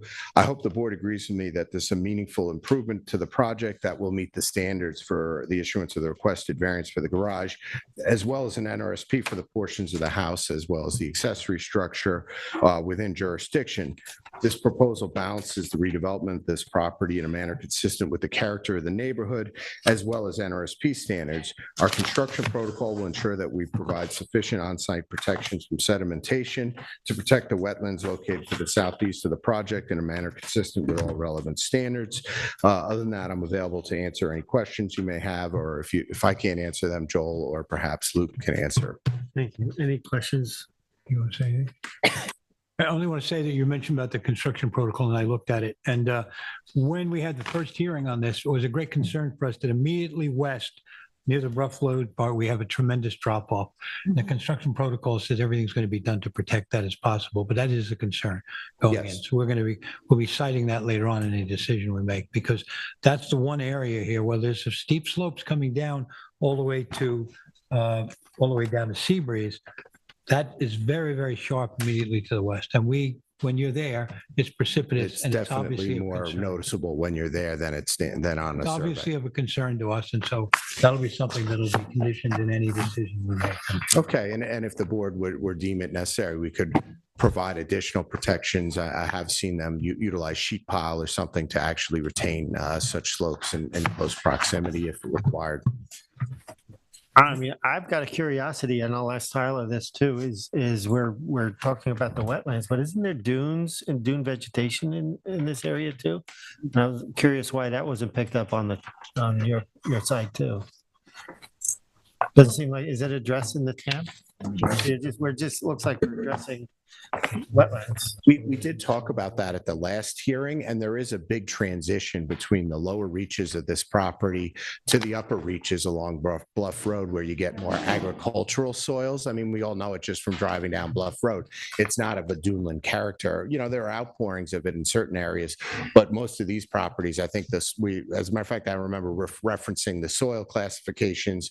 It's just it's an entirely different thing once you start going up that slope. Everything kind of changes Yeah, dramatically. that's why I took the picture of the sort of duney, and then it changes. And I do think eliminating any connection was done primarily to allow that to remain exactly as it is today. When you walk up that transition, you'll go through that biome transition itself without having any, footprint of this construction effort in there. Any other questions? Only to say that when we did reference it the first time, we talked about the protocol of establishing that any fencing that was put there was going to, and will be specified, but it will protect that dune vegetation and that dune, because you only have a narrow window working your way up from Seabreeze to work your way up the property. Last time he said most of the construction will take place off of Bluff Road. That's correct. And this is what we're concerned about when you get down to dune land vegetation. And again, this will be included, and it is included in your protocol. Yes. But it is a concern to us to make sure that that's the maximum protection is given to that dune skin. And I believe it's using very robust fencing. It's not siltation mesh. It's, like a wire-backed fencing with straight stake straw bales, et cetera, to prevent any type of encroachment beyond that area. Everybody good? I'm good. Tyler? Good evening again, Tyler Borsak for the Planning Department. I'll try and be brief since a lot of that was covered, and it's, again, a rehearing. So the applicant was previously in front of the board to demolish the existing structures and to construct a new 4,487 square foot two-story residence with an attached garage. Now they're in front of the board for a 3,672 square foot residence with an attached garage to a detached garage now. Not sure if I said that correctly. One of the big points in the last hearing was the amount of excavation that was required. They had that attached garage. They had to do a significant amount of excavation through the south side of that hill in order to access it. So that was a big, I think, sticking point, at least for us. And I think the board had concerns about that as well at that point in time. And that's one of the big changes that we're seeing here now. The previous proposed improvements required the significant amount of excavation. Much of that excavation is no longer required, with the alternative proposal being a garage located 60 feet from wetlands. The board should discuss if they feel that the applicant meets the variance standards, and if the proposed garage is the minimum necessary. The proposed garage is located mostly over a previously improved area of the driveway, but does represent a small amount of additional impervious surfaces. The board should discuss if the garage is, as it's fairly close to the wetlands, and it's both an impact on the wetlands, as well as any precedent that it might set for other properties in the area.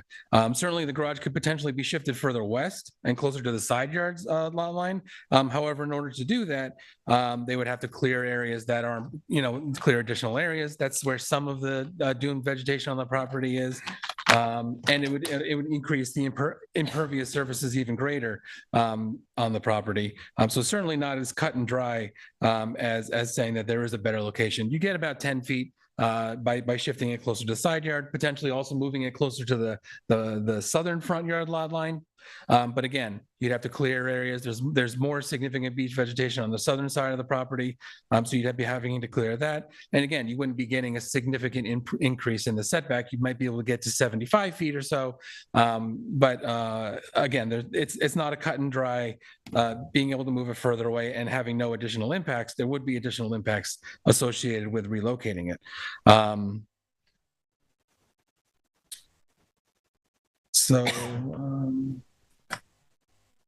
The project as a whole has been reduced in scope since the last hearing. Lot coverage reduced by 960 square feet. Total lot coverage was reduced by 3,105 square feet. The gross floor area of the residence was reduced by 815 square feet, and clearing has been reduced by 3,221 square feet. The footprint and size of the proposed residence is still a significant increase from what's currently existing on the property, but the size and the scope has been reduced since the original submission. The board should discuss if they feel that the applicants have done enough to meet the NRSP standards for the residence and associated structures. Much of the bulk of the residence is located outside of NRSP jurisdiction, but a reduction in the size of the residence could further push it out, more of it out of jurisdiction. The question seems to be, at this point, is the reduced size of the residence, the relocation of the garage to within setbacks, and reduction of the excavation enough of a change in the plans to meet the NRSP and variance standards? Other than that, I can answer any questions you might have about the project. Questions, Tyler? Anybody? I'm good. No. Thank you, Tyler. Thank you. Anybody in the public want to speak? No?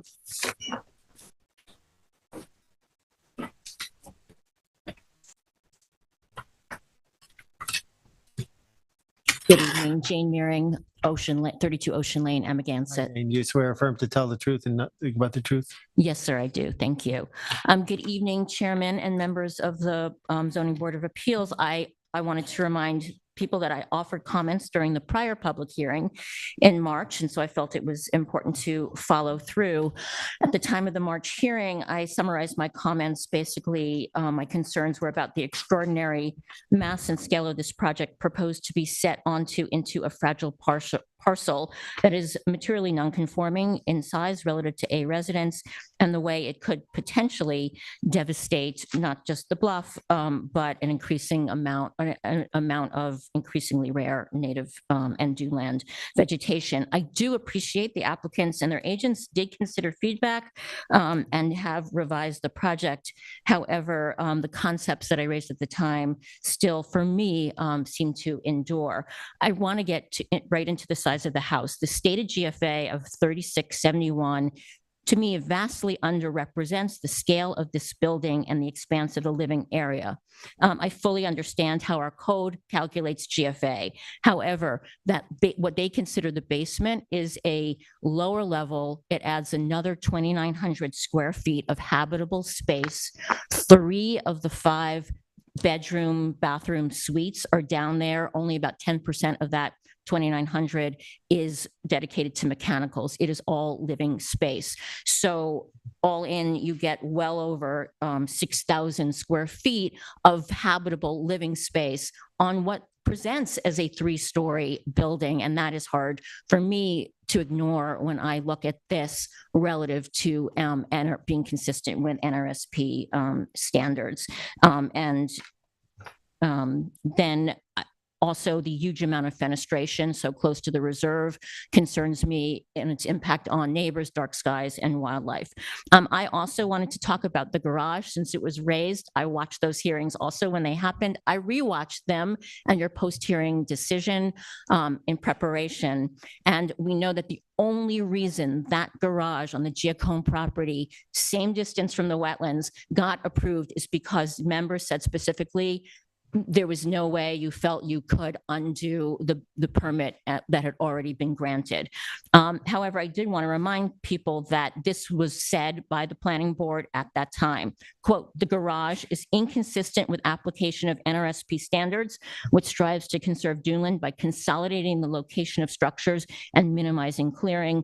All the members, some who are no longer on the board, did say it was an unfortunate circumstance.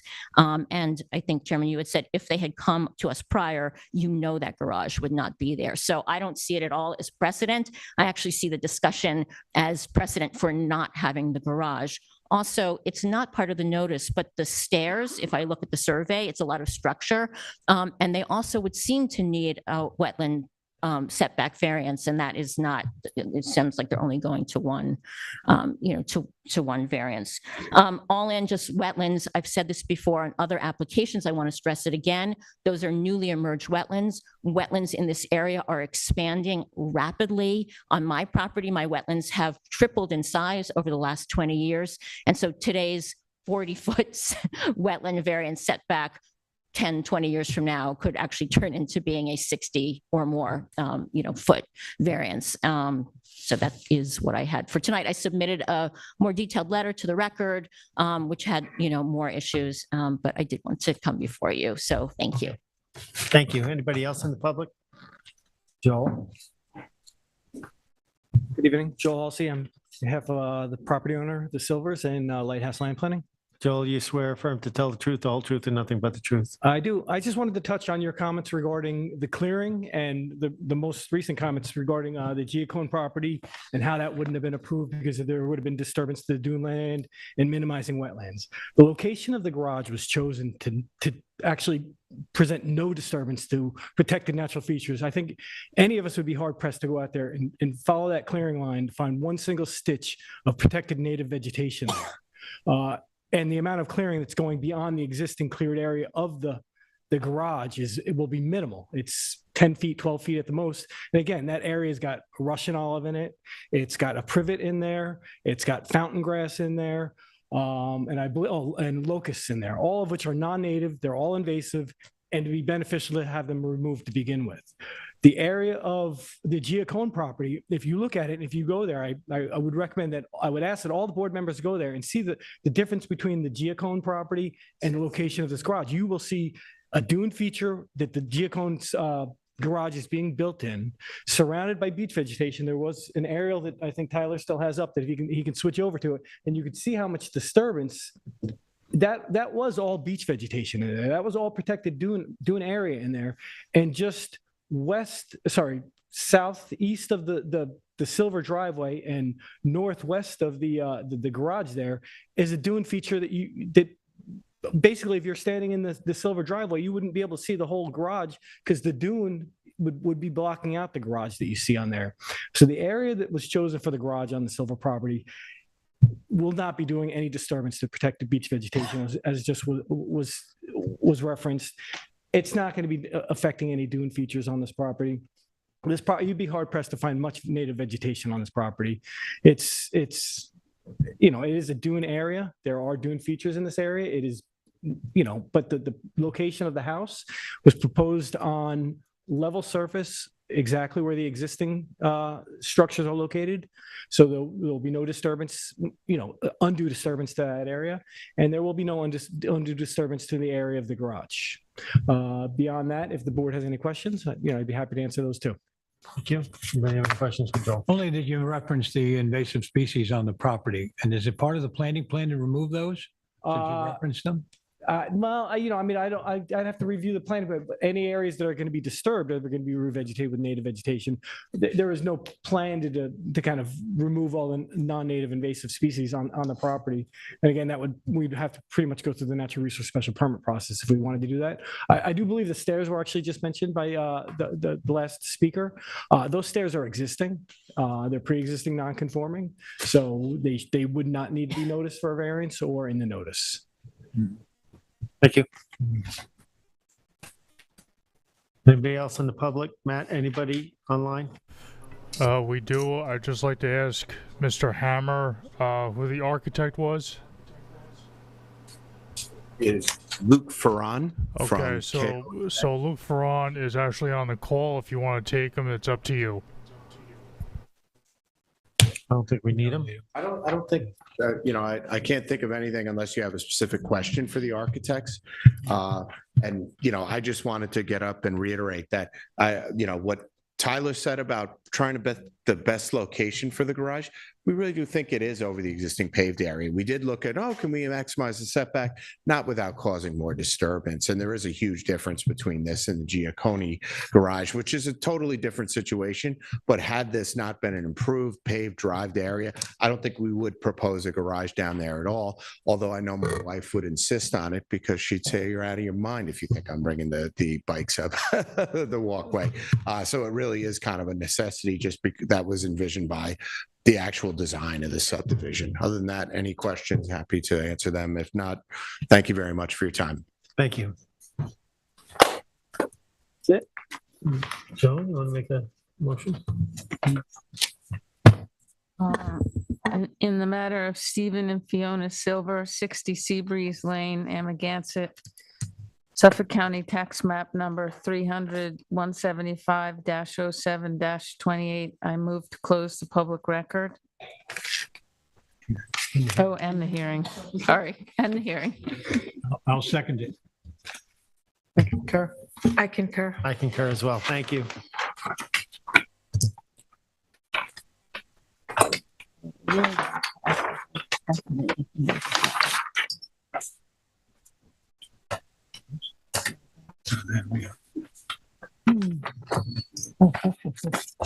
Easier, cheaper to do.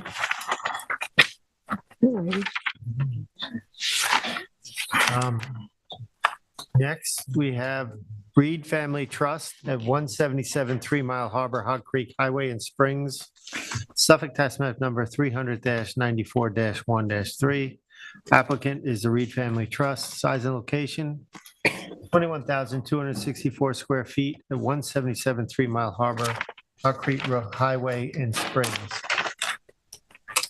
The description is to demolish 2 pre-existing non-conforming residences and associated structures and to construct a 2,959 square foot 2-story residence with 638 square foot of decking, swimming pool, spa, full fence, to reconstruct the existing dock and stairs in place and in kind and replace the existing treated timber bulkhead in place with steel sheathing and untreated lumber within jurisdiction and setbacks of tidal wetlands and bluffs.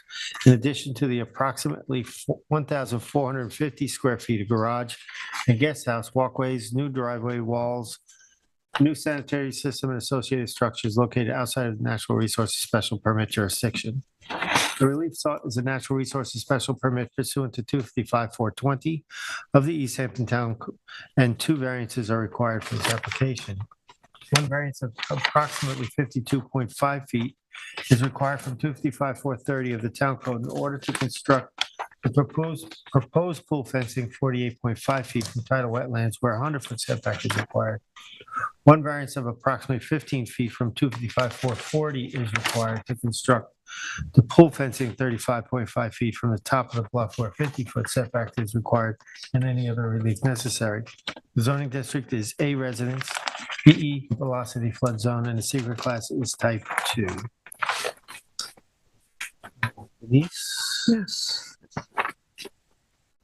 Tyler, could you pull up photos? I did do a field inspection yesterday, and I can attest to the fact that the property was properly posted. This first photo is the existing second residence facing south. This is the existing second residence facing east. This is the existing main residence, which is facing west. This is the existing dock facing west. This is the existing bulkhead facing south. And this is the existing main residence facing east from the bulkhead. And that's a continuation, same thing. We already saw those. That's the existing. Thank you, Denise. Any questions for Denise? Do we have the applicant here, Billy? Pursuant to section 255-9-23, the affidavit of service is compliant with the town of East Hampton code, as service was mailed by certified mail on October 14, 2022, and posted on October 14, 22. Thank you, Hope. Billy, do you swear affirm to tell the truth, the whole truth, and nothing but the truth? And please introduce yourself. I do. Billy Hayjack. I'm here representing John and Lolita Reed, or the Reed Family Trust. With me this evening is the team from Bates Massey Architects.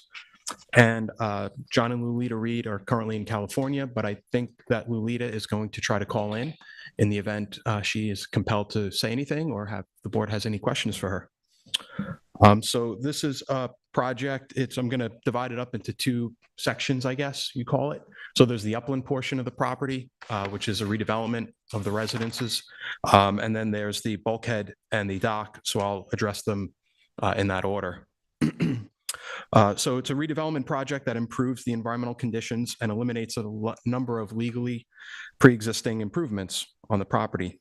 The site contains a variety of non-conforming conditions, including a residence that sits 30 feet from the surface waters of 3 Mile Harbor.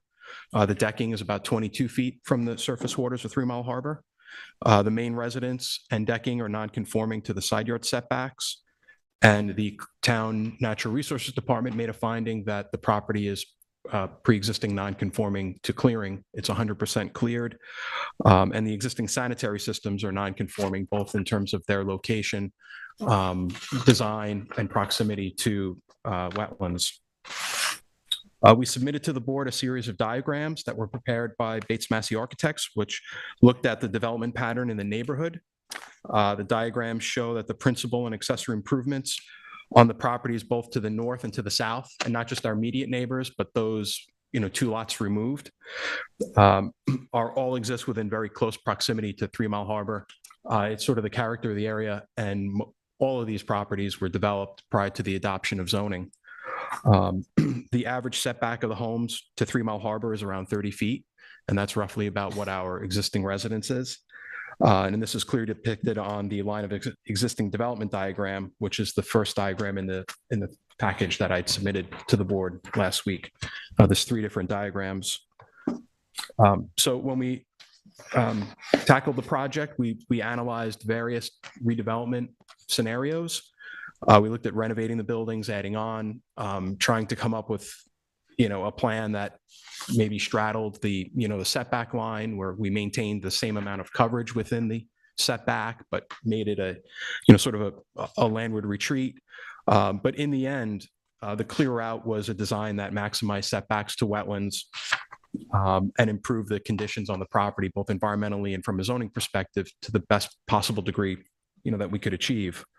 We thought that the path of least resistance was to comply with zoning as much as possible.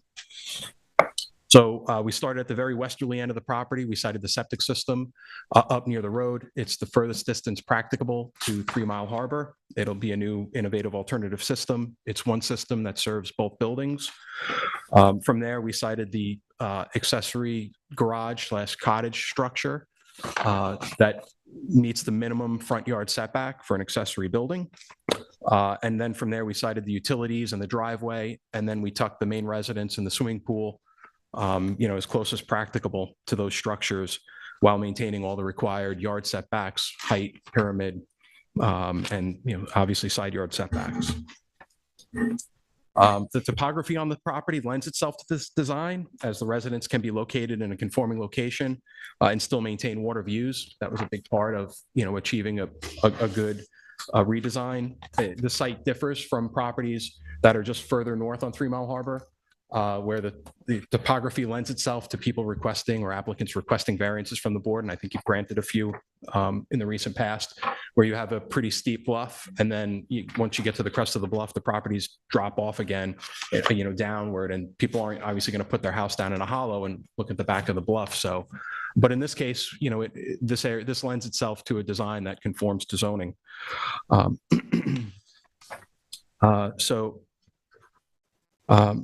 The proposed septic system, the proposed garage cottage structure, the utilities, the driveway are all outside of natural resources permit jurisdiction. About 60% of the residence is located beyond 150 feet from wetlands. The only improvements that we're proposing within jurisdiction includes the swimming pool, the pool patio, the deck attached to the house, and about 40% of the main residence. In terms of compliance with the natural resources permit standards, the project represents a landward retreat, and I think this can be viewed as a positive precedent when nearby properties are redeveloped. The project has been engineered to control stormwater runoff and prevent any stormwater from entering 3 Mile Harbor. There's currently no stormwater control on the site. The project is sensitive to the existing topography. It doesn't propose a substantial amount of fill or recontouring of the land. We eliminate all the coverage that is legally pre-existing within the bluff and wetland setbacks. And diagrams 2 and 3 in the packet that I'd submitted demonstrates that we're eliminating over 1,000 square feet of building and total coverage within the 50-foot bluff setback. Actually, that's the diagram that Tyler just put up. Thank you, Tyler.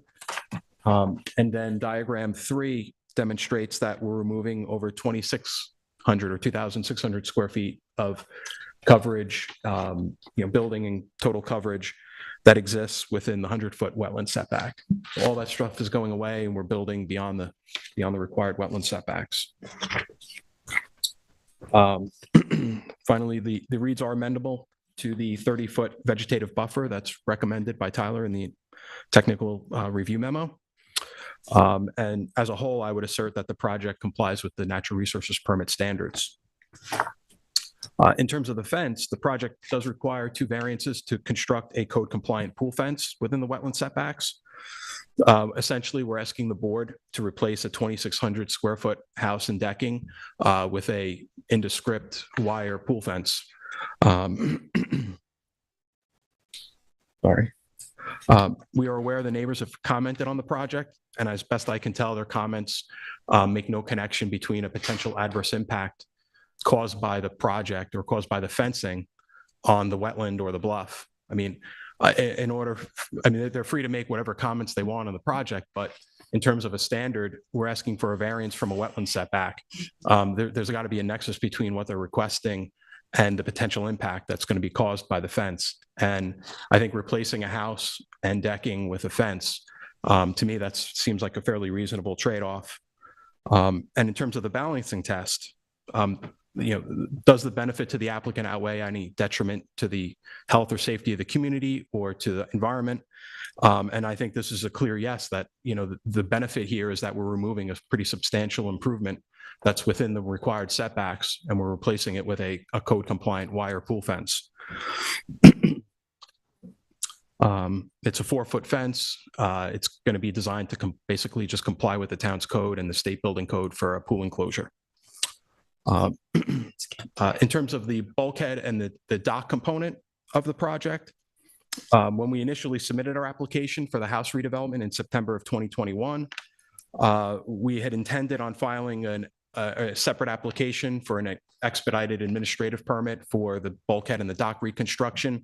As time progressed and in discussions with Tyler, it became apparent in terms of timing how long off we were for hearings for these matters. And in an effort to expedite, or consolidate, I guess, the project and not give the planning department more applications to review. We decided to just consolidate it and submit, amend our application for the house and include the dock and the bulkhead construction.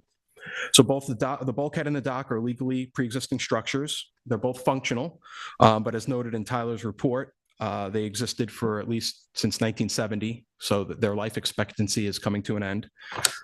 The property to the north is bulkheaded. Our property immediately south is bulkheaded. So the bulkhead connects with both our adjoining neighbors. In fact, the bulkhead on our neighboring southerly lot was reconstructed in 2006 pursuant to approvals that were granted by the planning department. The dock and bulkhead are both constructed of CCA treated wood products. And the plan is to reconstruct in place with modern materials that are more environmentally friendly, will not have any impact on the environment. Our latest set of plans that we submitted to the board on Friday, we redesigned the decking material slightly, and we included a hand railing just for safety. But the decking is designed to allow 40% sunlight penetration, so it allows sun to get to the bottomlands, where the existing decking on the dock is basically 2x6 laid on its side, and they're butted up against one another, so it allows for no sun penetration. The objective is you're providing sunlight to the bottomlands. It might help induce or encourage growth of native vegetation. So we're using tropical hardwood piles. The work will be completed largely from floating barge with one small skid steer on the landward side of the bulkhead. The steel sheeting is coated in epoxy. I know that a comment was made in the technical analysis memo regarding black tar. That's actually just the color of the material. It's just an epoxy coated steel. So with the exception of the planning department's comment, none of the involved agencies have expressed any concern regarding the use of the steel sheeting. Our construction representative, or we believe we're going to be using a certain contractor for the work. He believes it's his opinion that it's a far superior product. It's going to have a longer life expectancy, and it's structurally more sound. However, if the board is compelled for us to use vinyl, we'd be happy to accommodate you for that.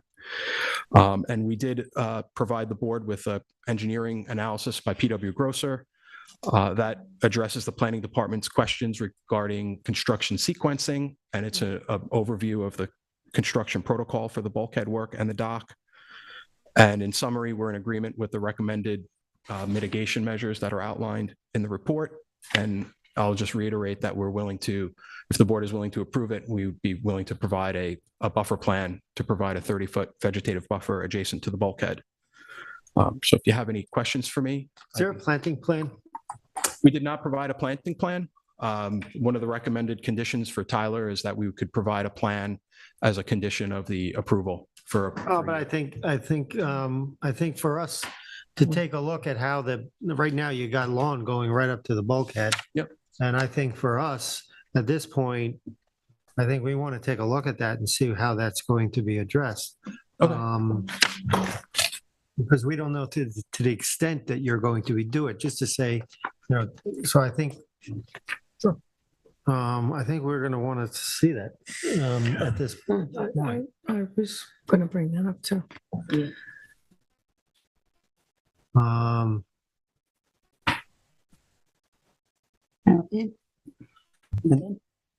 And then I have have you had something a conversation with the applicant as far as providing an easement in that area? So also the sequencing is, if you're going to remove the structures, we would also like to see a sequencing on that removal, replanting, because we don't want that to become an invitation to construction activities, right? So we want to see how that's treated.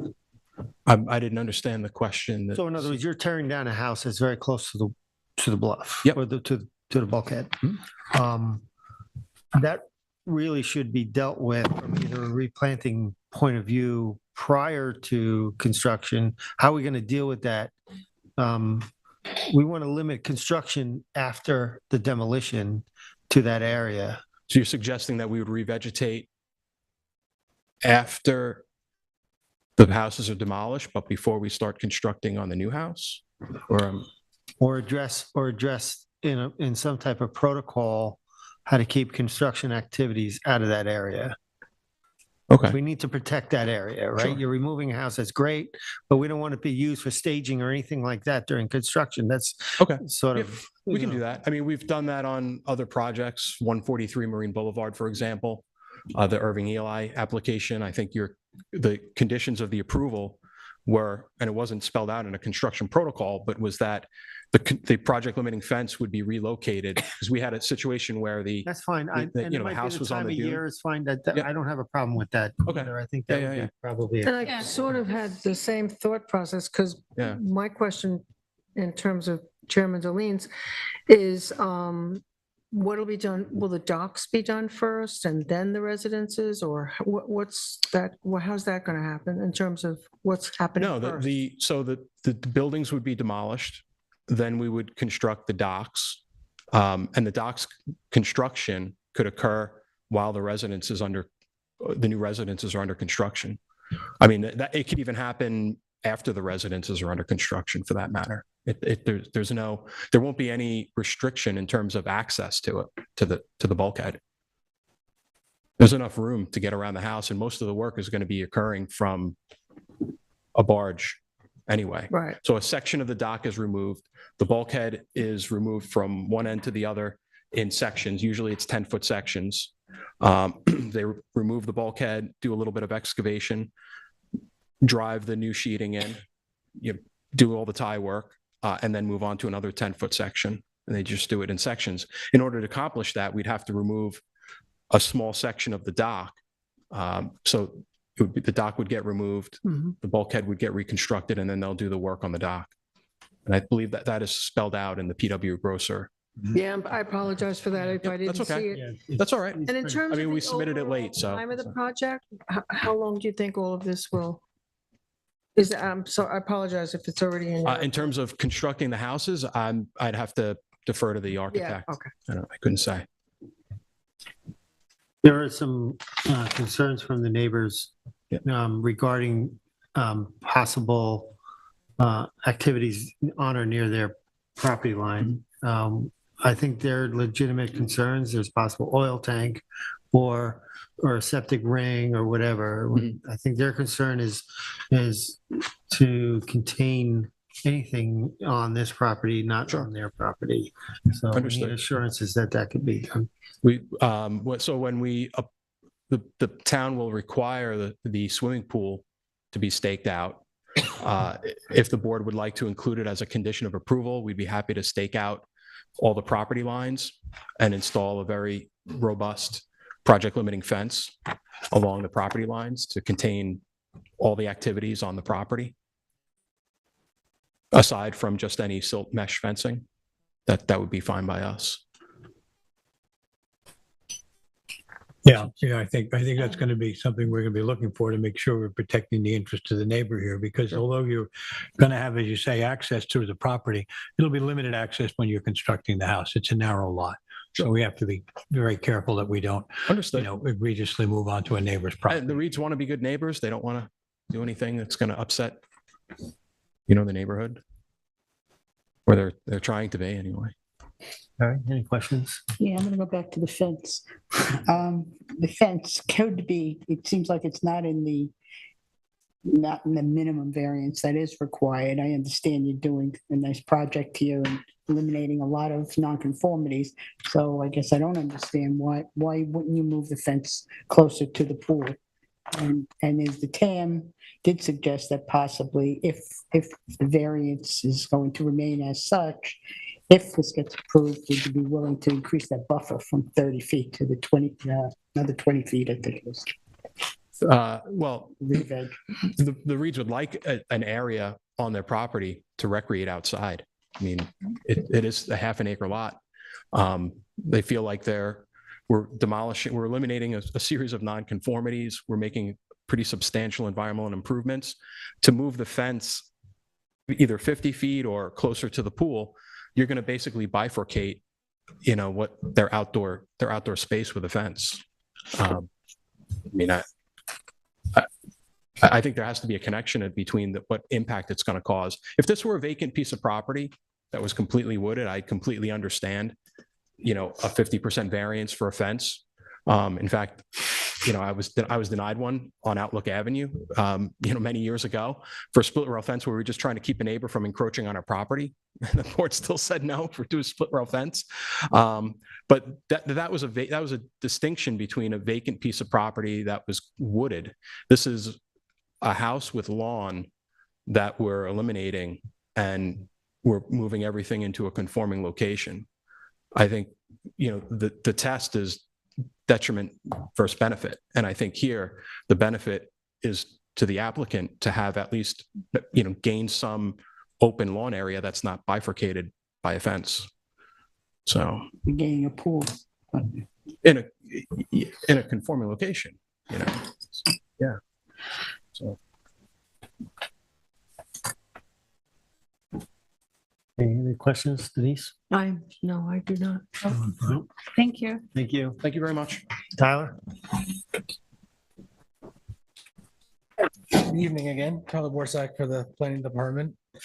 So Billy did a good job of sort of summarizing what the project was. Overall, the project appears to be an improvement over the existing conditions on the property.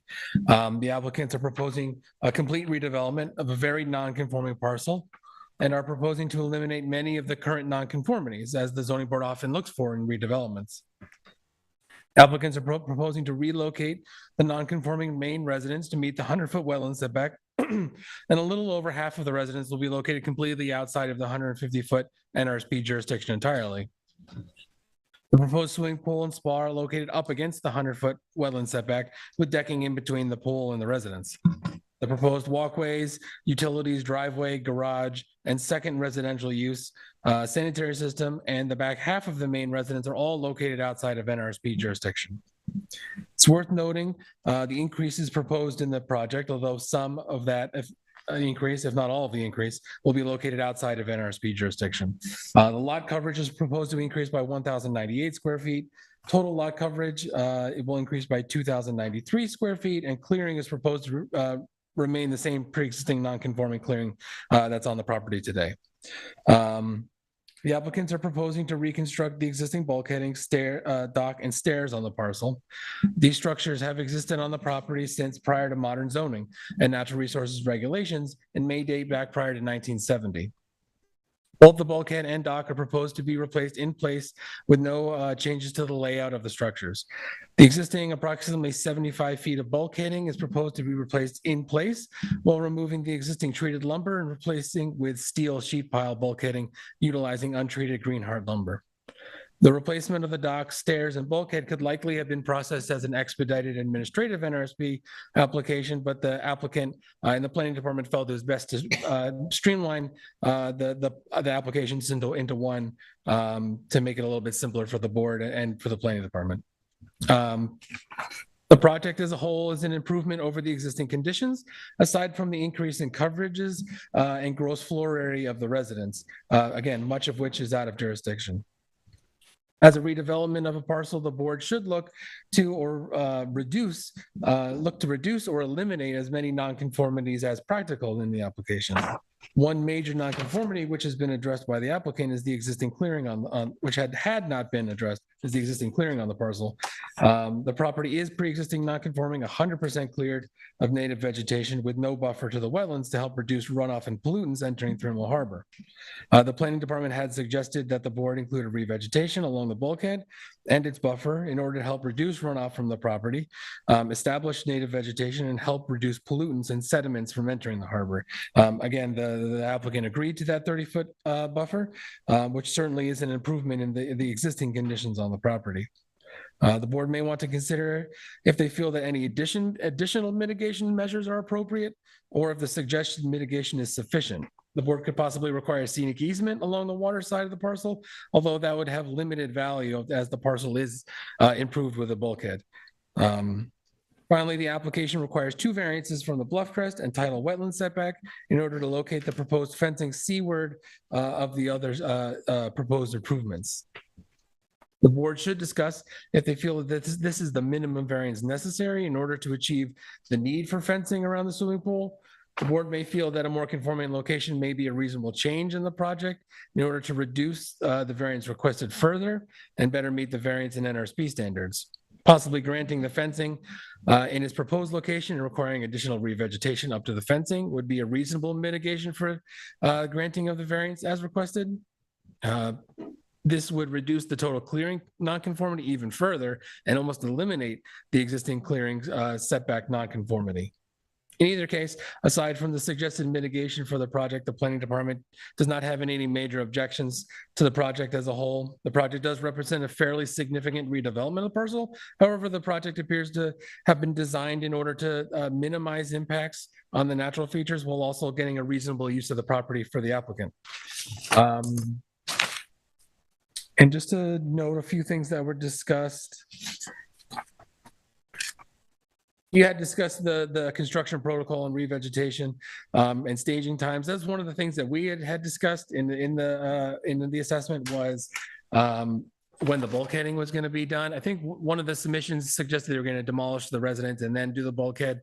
It may make sense to have the bulkheading done prior to construction of the residence, just to make it a little bit simpler. But that's I think a question for the construction protocol at this point. And as far as a revegetation plan is concerned, we don't have an issue if the board wants to condition approval on a reveg plan, but certainly if you want one beforehand. But that re-veg plan right now is just pertaining to a buffer? Right. It would just be the 30-foot buffer. Right now, they're not changing their allowed or existing clearing. Their proposed is exactly the same. So they weren't planning on doing any. They weren't prior to our assessment memo. That's troublesome. We suggested that they do a 30-foot revegetation buffer and they agreed to it. So if they wanted to make it a condition of the approval that they get a re-veg plan approved, I wouldn't have an issue with that. Yeah. Reviewing that, as a condition of the approval. That's fine, but to not come to an application without looking at a buffer is kind of troublesome. But, okay, we got one. Other than that, I can answer any questions. You had a comment in the TAM about the sheeting material, and it was addressed by Billy, and he described that it wasn't a tar-like, but it's an epoxy. Right. Have you followed up on that? Do you know any more? It was I guess a misinterpretation of the notation on the plan that the black tar is actually the color. Steel sheet piling, it may be a bit overkill, but it's certainly not something we object to them using. It's more common to use timber or vinyl bulkheading, but sheet pile is fine. We don't have an objection to that. Anybody have any questions? I'm okay. Thank you, Tyler. Anybody in the public would like to speak?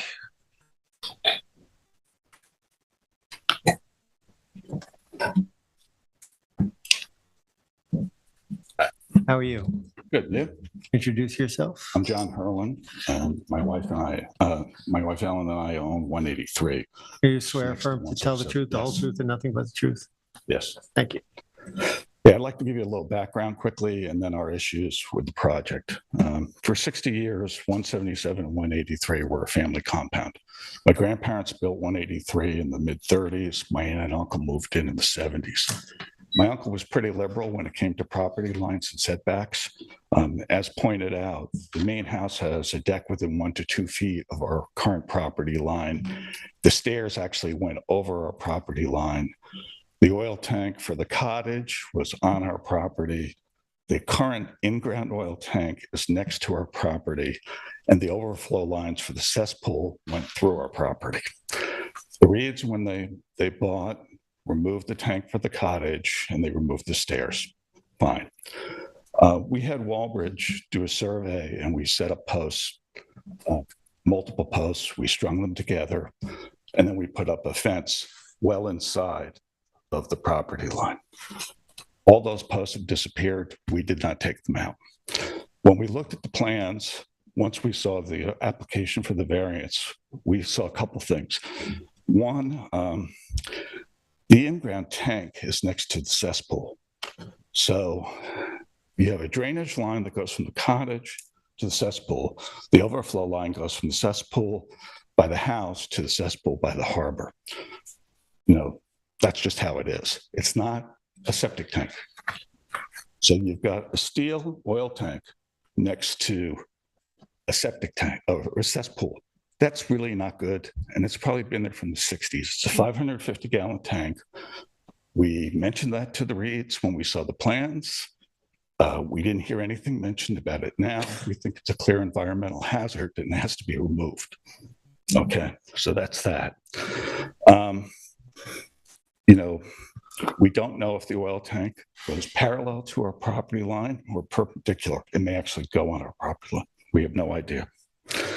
Regarding the cesspool lines, they can just cap them because there's no point ripping up all of our property when they can just cap the lines because we don't think anything ever ran through it anyway. That's fine. Here's our other issues. The dock.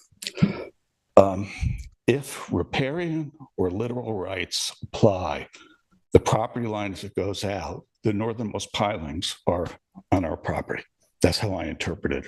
We asked the town trustees, they didn't have an answer, you know, as to whether it was. You have to realize that my uncle had a very wide beam cabin cruiser.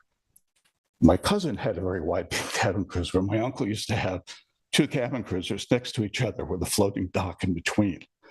I think the collective space between the pilings is equal to or greater than the width of the property, and that the property kind of slops over onto our side, if you will. So I don't know about that. Also, if you're concerned about the environment, you've got 2 pilings that are just sitting there in the water. They're not holding anything. They are in the water. They've been there for years. And then last year, they sank a boat. You know, so talk about the environment all you want, but there are issues with the dock. You know, that's just, you know, how it is. Last year, when the Reeds left, we had people that weren't their immediate family or whatever, have a barbecue, have a bonfire, you know, one of those bucket bonfires, right on the cesspool cover, which is right by our property. This year, some guy came, just was there. We don't even know who the hell he was. The Reeds let people use the dock. We don't know who these people were using the property, but you're talking about a pool fence. We'd rather have the pool fence closer to the pool. We don't want people we don't know down by the property, you know, at least visible to us. So we think because we think we're going to have a lot more noise and a loss of privacy if the fence is extended closer to the harbor rather than closer to the pool. Also, given the setback of the new house, it's uphill, if you will. The light from the pool, the light from the house is going to illuminate all of our property. We didn't see anything mentioned about light pollution or light trespass. I don't know what you call it, but we didn't see it. So that's an issue. Regarding the underground power lines and the septic lines, they're going to be running along our property. We have 2 oak trees that are right on the property. They're going to be doing a lot of digging. I hope they don't kill them. You know, because clearly they're denuding their whole property. That's their prerogative. That's fine. Lastly, when you look at the design, it's one of maximization of your rules. Does it really fit with the area? No. But it's the Reeds' property. They're entitled to do what they do. We don't have an issue with that. Have we asked over the last 2 years what they were planning? Yes. Did they ever respond? No. Regarding the bulkhead, you know, other neighbors along the harbor, when they do the bulkheads, they do it together. Never even asked. I mean, we have to replace our bulkhead too. Ours was built partially in the 60s. The Reeds was built by my uncle in the 60s. It's all telephone poles, basically. And then ours is partially that, and then also concrete cinder block from the 50s, which we'll ultimately replace. But our bottom line here is, listen to what they said tonight. They're not addressing our concerns about the oil tank, about the dock. I don't understand the issue with the dock. That you're saying the dock is partially on your property? Well, look, you have property lines, right? And I don't know the answer to this. This was a question I asked the town trustees. But does the property line then extend out, since you're building a structure from the land into the water? So does the property line then parallel? Because if you have 10-foot setbacks for your house to your fence line, I think this exceeds that. And so that's, We'll take a look at that. I mean, chances are they're not going to have two boats there anyway, but the point is, you know, it's not conforming. That's all.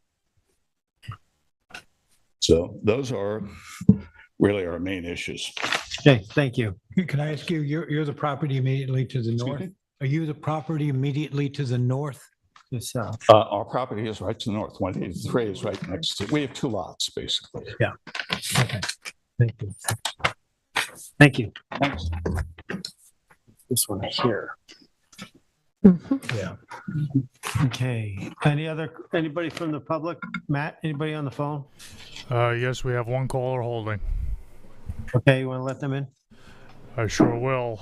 Unmuting last four digits, 9424. Well, caller, you want to Hi, identify? this is, yes, this is Rita Reed. I'm one of the owners of 177 3 Mile Harbor.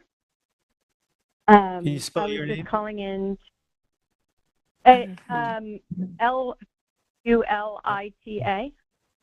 Okay. Do you swear affirm to tell the truth, the whole truth, and nothing but the truth? I do. Thank you. Go ahead. Oh, I'm a property owner for 177 3 Mile Harbor Road, and I was just calling to say thank you to the board and be here if any specific questions for us. I'm happy to address anything that was mentioned or any questions that you guys all may have. I grew up on 3 Mile Harbor, right across the way at the Harbor for Boys and Girls property, and me and my husband are just really excited to be there and really excited to, you know, have our forever home there. We have been friendly neighbors to all of our neighbors around, and happy to address any concerns that you may have. Thank you. Do you have any questions? No. Thank you. Bill, you want come on up?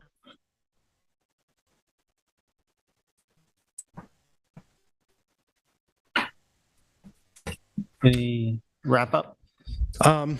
Yeah, I mean, I think I'll try to address some of Mr. Hurlin's comments. I mean, the pilings are not on the REIT's property. They're not on his property. They're on the town trustee's property. So as much as he thinks he might own some of them, nobody does except for the town trustees. And the REITs have an application in to the trustees to reconstruct the dock with the pilings. In terms of the in-ground fuel tank, I don't know how one was missed when the property was acquired by the REITs, but they did abandon one fuel tank prior to closing. And I guess there's a license agreement that was established to maintain the existing sewer line to cross the property line to extend onto the neighbor's, Mr. Hurlin's property. As he indicated, you know, when we excavate, we'll just cap the line. I mean, it's not a big deal. And if there is an existing in-ground fuel tank, it will be carefully removed. I mean, we're not going to keep an old in-ground fuel tank, you know, on the property, specifically when it's next to an old septic system that has to be abandoned. The lighting will be code compliant. I mean, the town requires that. The building inspectors check it when they issue a C of O. So we're not, as far as I know, there's no unusual lighting that's proposed as part of the project. And again, in terms of the comments regarding the fencing is going to be landward of the two adjoining residences. The two adjoining residences are going to be closer to the wetlands than our proposed pool fence. So how that's going to impinge on, you know, the neighbor's right to enjoy their property is, you know, I don't quite understand it, but that's their, you know, prerogative to think that. Whether the fence is there or not, the REITs can use their property. So I think I've addressed their questions. In terms of the scenic easement, which I think was mentioned by one of the board members, I don't know if a scenic easement is really this is the appropriate location for one. The bulkhead is going to get reconstructed at some point in the future. It's going to get reconstructed again, hopefully, well past my lifetime, so I won't be here for it. But, if you want to, we'd be happy to offer a covenant or include in the covenant that the revegetation zone has to be maintained in perpetuity. That's fine with us. Just my own personal position from a tax perspective, this is waterfront property. The town should be getting all the taxes they can from waterfront, and scenic easement reduces the tax on the property too. So I don't, it's just my own personal opinion. But a covenant will put future owners on notice that whatever buffer is established has to be maintained in perpetuity. Totally fine agreeing with that, as long as there's a 4-foot wide pathway accessing the dock, in the bulkhead area. Right. Yep. So if you'd like to keep the record open or keep it open for the submission of a revegetation plan. No, at this point, if we've established that you're agreeing to a 30-foot buffer, I think we're fine with that.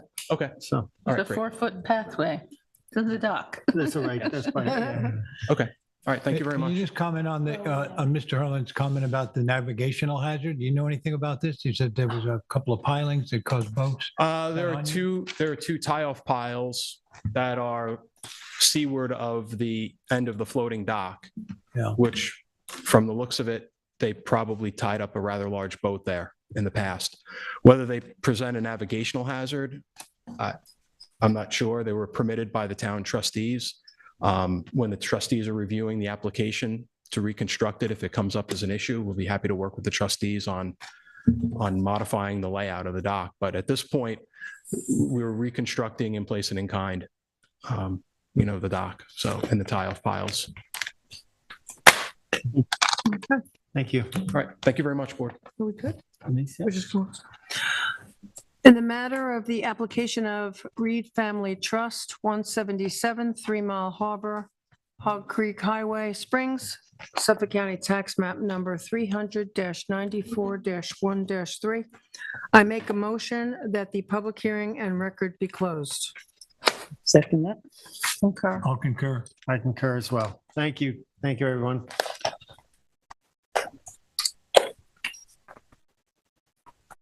All right, we'll enter our work session. Okay. And we're going to have a decision to make on Nicholas Family Trust at 16 Mulford Avenue in Springs, Suffolk Tax Map Number 300-38-7-15.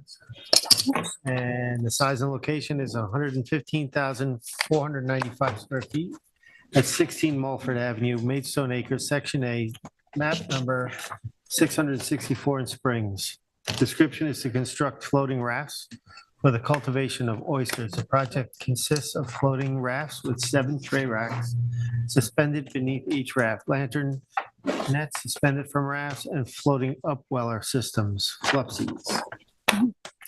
The relief sought is a natural resources special permit pursuant to 255-420 of the East Hampton Town Code. The zoning district is A residence, AE flood zone, elevation 10, and the secret class is type 2.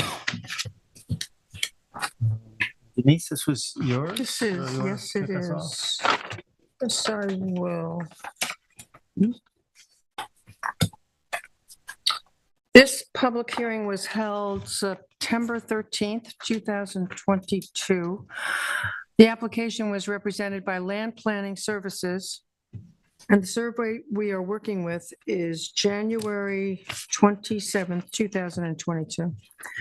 The application is for cultivation of an oyster farm, and the relief sought is an NRSP, Natural Resource Special Permit. A very detailed narrative was submitted into the record, dated revised 10/2020, received by our board on March 17th, 2022.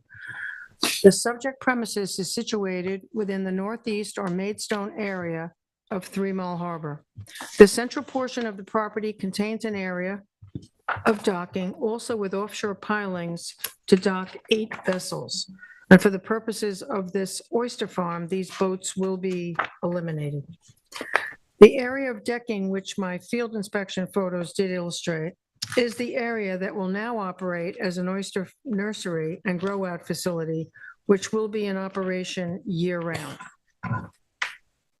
This area will now contain 5 Flupsies, which are all powered by 3/4 HP ice eaters, 18 floating raft cages. It will take the space previously occupied by boats.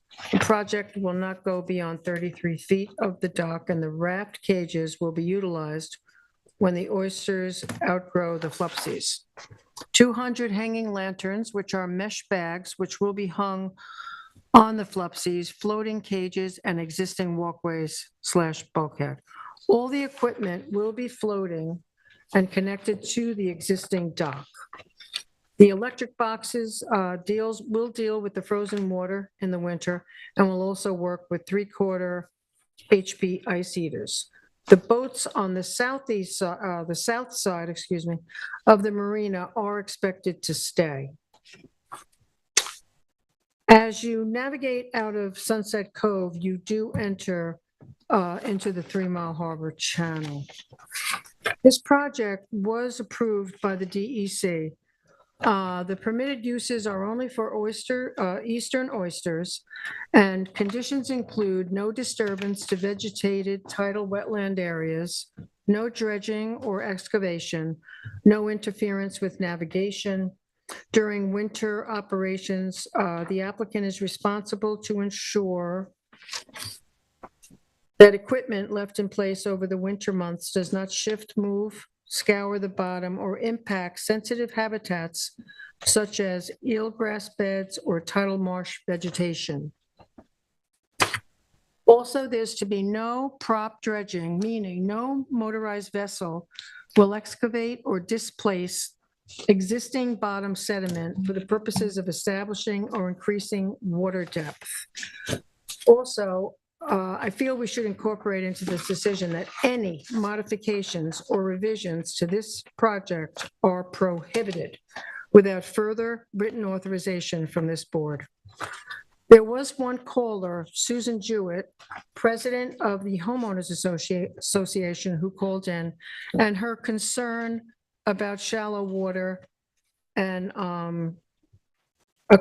moving equipment to deeper water was a concern to her. She was concerned about the shallowness of this body of water, but Mr. Nicholas did address that, and I think she was satisfied with the explanation.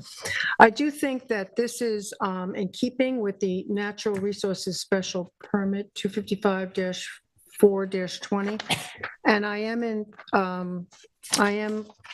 in favor of approving this application. Thank you. You're welcome. Terry? Well, he's kind of covered it all. I have one question about this. It's a residential property and oyster farming. Is this something, a new use of this property, on a portion of it? They have a marina and a residence and now an oyster farm? Thought it was covered because it's a commercial dock, and so it's a substitution of. Well, there's still a marina Oh, I there see what you're also. saying. Yeah, I see what you're saying. I don't know if that's a Well, that's a question for our council, I would think. council. Yeah, I'm not, yeah, to be honest with you, I didn't think about the use addition. I'm gonna say it was covered in the public hearing, but I'm gonna have to look back and we see. did. I don't think it Yeah, was I know. discussed. I know we said that they were gonna take away seven slips. That's what? Eight slips. Is it accessory to the marina use, maybe? They wouldn't be an agricultural use. And the boats on the south side, though, will remain. Could be considered accessory to the principal use, which is the marina. I don't know. I It's just a thought guess. this was I'm not sure. I thought it was a trust. I don't know. I thought it was addressed as well. I'd have to go back I and don't recall hearing it see here. discussed. I mean, I know, farming oysters is gonna be better than some boats in a dock with motors and fuel. And the planning department is also in favor and sees it as an environmental improvement. I'm just concerned about the use. As far as the natural resources permit, I do think it would be an improvement. I don't know if there's anything else they need to do. Yeah, so your concern, just my question, your concern is that they're establishing a third use on the property? Yeah, it is that. I actually thought that was addressed the last time we went through this, but So too. Yeah, in what way, do you remember? I don't recall hearing it. but my notes never brought that up again. I thought it was taken care of. No, I'm sorry. Go ahead. I'm just want to thank Member Savarese. I think she covered just about everything that we had discussed that evening. I have a few bullet points there'll be no new pilings there. The electric and the water were already there that were needed. So we're not talking about any construction in the area. It's basically a reuse of an existing property and what we consider now to be possibly more positive, not possibly, but to be a more positive way. We will eliminate the propeller disturbance and gas and oil pollution that comes with the typical marina, which can only benefit the environment in that case. It does not create a navigational problem. That was addressed that night. We talked about it. There would naturally be concerns among some people. Well, are we allowing these flotations to go out in a position where it would somehow constrict movement in that body of water? That the installation does not make contact with the bottom, so that it is a floating entity. As filter feeders, they should be a net benefit to the environment. I raised a question, I think, that was answered by Ryan Frank and also the applicant, that the filter feeders in this case should be improving the water as we would naturally assume. But what would be the possible long-term effects of having large populations there? It was pretty well discussed that night that it's still a net positive in terms of purification of water, that whatever effluence that would be produced by this colony, this group of oysters, would be far less than what they're doing to continue to clean. So on that level, this is a commercial venture, but it is having a net positive ecological use. It's a potential lighter use of the waterway in the dock area, again, for not having boats in there. I think it was mentioned that night about people who paddleboard in the area. It can only be a benefit for that kind of non-motorized recreation. And then I thought that we had said that night, and it's some concern of mine, that whenever we introduce something like this in the environment, there should be some long-term monitoring should be put in place. And I think that is included with the permit that comes from the town on this, so that we know that we don't see some change in the environment that was unpredictable or was not anticipated by this or any other board. And then I just think that in terms of the NRSP, as was mentioned, 255-4-20, the establishment of the oyster farm at this location, replacing a marina, should be beneficial to the environmental conditions. And so I think this application rises to the level of approving it for an NRSP, and I'm willing to grant approval to this application. Thank you. Joe? Well, my fellow board members have just covered every single thing I could possibly say, except that I think this is an exciting venture and I'm happy that we're approving the first one. It's definitely an environmental improvement. There was some discussion about oyster excrement, but apparently that improves the environment. For the record, Brian Frank addressed that, and I don't know, I think you've covered everything. So I'm just happy we're approving it. Thank you. I really have nothing else to add. I agree with my boards, other than is it flipsies or flip side? I think it's flipsies. I'll double check, but it was a night of learning. Let's put it that way. To get that. Thank you. All right, next we have on other Can you just decisions, we give me have. 1 minute to make a quick phone call, just to make sure that that's not a use and that we have Well, to. can we just be clear that we're not approving an additional use? Is that? Well, but something we then put it's in? not really an It's the, approval. right, exactly. Yeah. Yeah, we'll wait. Just 1 minute. Let me just reach out to, Also, I think the DEC once a year, where is that? Would you like to check? Is that what we're doing that? I didn't see any DEC. No, once a year they renew the permit, or I thought I read that somewhere. I think so. No, No. They double check that it's, the regulations are being followed. I've read every drop of paper. Suspended, the proof lecture hereby lecture There's a lot expired of, December there's a lot of 31st, DEC, 2021. there's a lot of DEC. Let's see.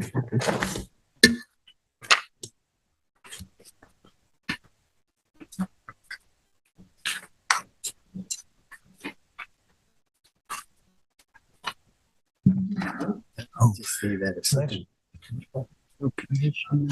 Yeah, I think these are, I think it's renewed every year. They didn't just get this. See, here it is here, 2022, February. It's always going to be looked at again. Right. A lot of time isn't going to go by. They want to make sure the conditions are being adhered to. And this one is February 24, 2022, additional DEC permit authorization. There's a lot of documentation. I know, the ice heater. But we're good with that. That I double checked. And I also have talked with Brian Frank for many moons about this. Yeah. We introduced a potential. We wouldn't wait till tonight to look at that. Yeah. So what about the noise? Yeah. Noise and generator charge? Yeah. Concerned about, Yeah. but they always do, so it's one of those. trade-off. Yeah. We eliminated the boats and then. Yeah, boats make more noise. Yeah. At that point, if that's the case,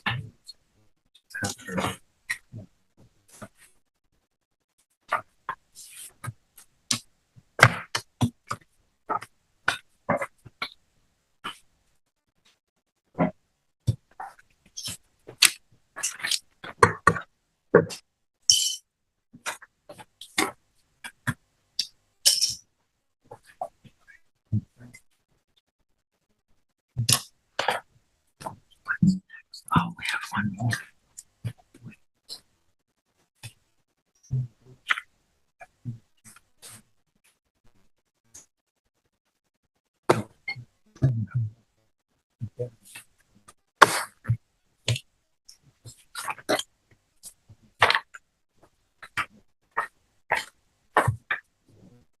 Extension.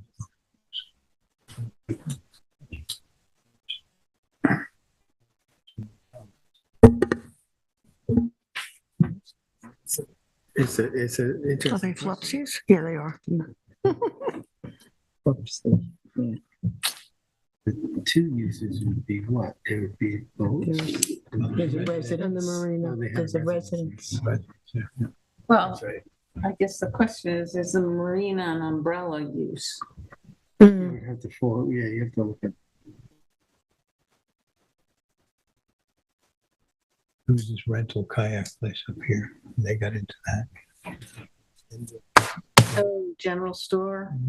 Yeah. that And whole then thing. they were have the usage approved. What are they doing with that? Yeah.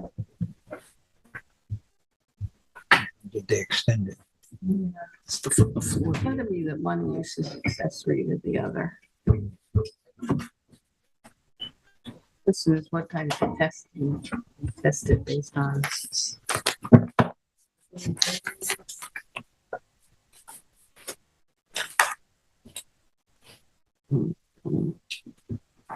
This hearings went a little bit quicker than I thought. Too bad.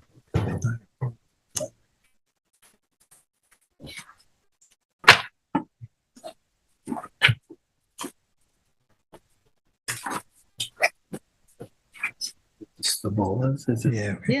Yeah, let's see.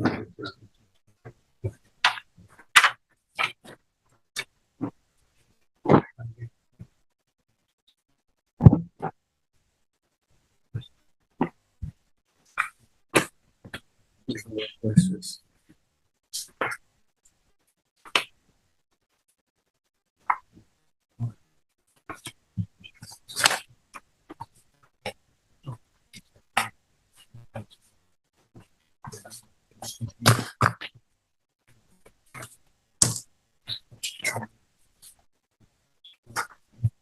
That's his choice.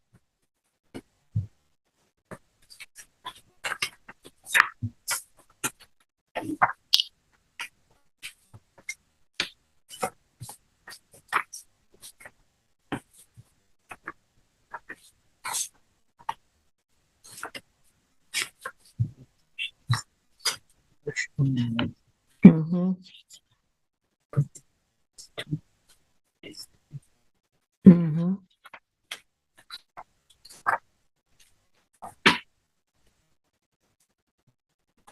It's a good question.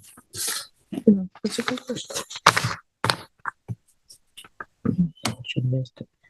At the hearing, right? No, what was it? What was the, what was it zoned? Commercial Zone? residential. Well, in the EAF, they have commercial and residential check. They're just commercial. They don't specify. But the zone, when AE, wait, where are we? I mean, in marinas, It's done. certain uses, right? It's just not, they're not even retail. That's a question. That is a question. How does it affect with retail? So you have marina with folks You know, and they a would- little bit of a gift shop. Yeah, there's, I mean, we've run into things with retail, like, retail, they're selling, they're renting kayaks and they're also, I don't know, something else, or teaching kayaking or something, you know, it's, I don't know, it's kind of a strange. I remember we had that case on, Aviva. I was just thinking of that. Yeah. Yeah, you read my mind. She won that one. Well, she won an Yeah, the articles. And what was that? That was about, well, she was doing paddling, and it was about retail stuff. Yeah, with retail. But it Also- depends on whether it's like T-shirts promoting your business or not. Vessels, and if it Yeah. exceeded the amount of vessels, it affected your septic system. Yeah. That's pretty complicated. So, well, I'm concerned with this one because it's not just somebody doing this and they're gonna eat all the oysters. He said there's gonna be farming, there's gonna be trucks, you know. It's definitely another business. The end result of Pat Diva was what? That she could run it? Yeah, there was an Article 78 a bunch of Yeah. years ago. I don't quite remember. Yeah. That was a long time ago. Yeah. I thought it was. I know. I know. It's a very good question. Yeah. Well, because they were relying on it being pre-existing. No, but that's, we should, as a board, should never massive ever. There's always have a buffer. Or maybe they held that back as something to offer. So if you're coming in here and want to get approval, you've got to come to the documents. for what they're Yeah. for. Yeah, I don't know. It can get hairy. It's coming. The definitions. Oh, I went to the ladies' room. I thought she was gonna come back in 20 minutes. I know that, so far, 3 Mile Harbor, we've been pretty good at creating buffers around that harbor. I'm proud of that, And yeah. it kills me every time I take my boat out in Shelter Island and I see that it's even called the Green Lawns area where the giant green lawns are just going right up to the water. Where was that? Shelter Island, Oh, at Shelter Island. on the southwest side of it.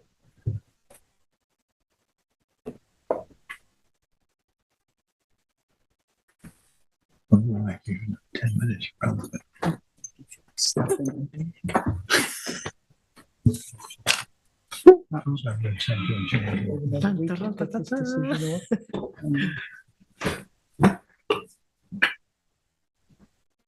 So we're back on the record.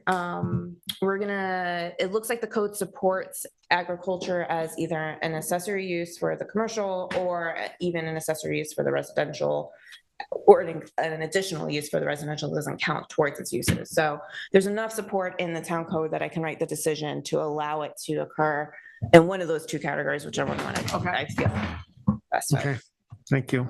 That's great. Okay, so we're good on the, you voted, Terry? You did, right? Everyone voted yes. Okay. So therefore, next one, we have Bruce Bistrian, 45 Private Road, Amagansett, Suffolk Tax Map number 300-110-02-12.16. And that's to determine whether a public hearing or a modification application is needed. I'm recused on this, so I'll step aside and let Vice Chair take over. Thank you, Mr. Chairman.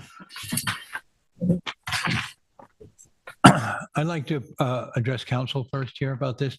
Last week, we had some discussion, and I know at the time that Britton was here and spoke. Afterwards, it was pointed out to me that this is a work session and that we generally do not have outside comment. However, since Brian Frank had spoken, does that open the door for allowing that comment or not? It wouldn't be counted as a record towards any modification application because notice has to be served in order for a modification application to be heard. So that although the conversations took place, and it will be considered part of the record as a whole, it will not be considered part of a modification public hearing. Okay.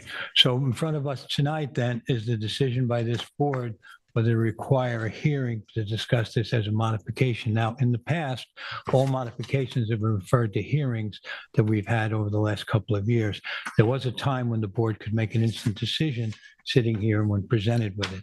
We have not had that as a procedure, and I'm assuming that we're in that same position now. If we're not, if we're looking at this as something that has to be discussed, it has to be discussed in the form of a hearing.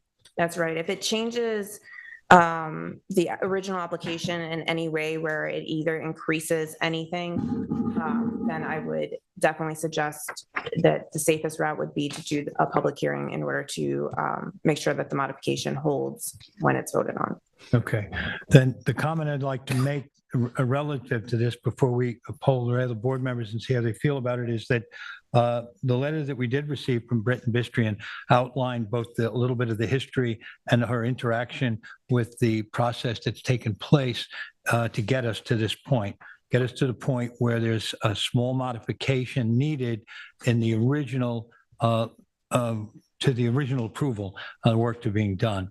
I am full sympathy with their position that, for one, Bruce would love to get into his house. He's not, as was pointed out by his daughter, a young man, and he doesn't want to have this go on any further. I don't know that we have any choice, though, but to refer this to have a hearing on it, because we are looking at even the smallest change on a piece of property this sensitive deserves a discussion. It may be that the discussion will or will not be extensive, but either way, I don't know how we can avoid that. So I've thought about it, and I think that given the fact that we have moved towards always having a hearing for any modification, that's how I feel. I'd like to hear from the other board members, though, about what your feelings are on this. Carrie?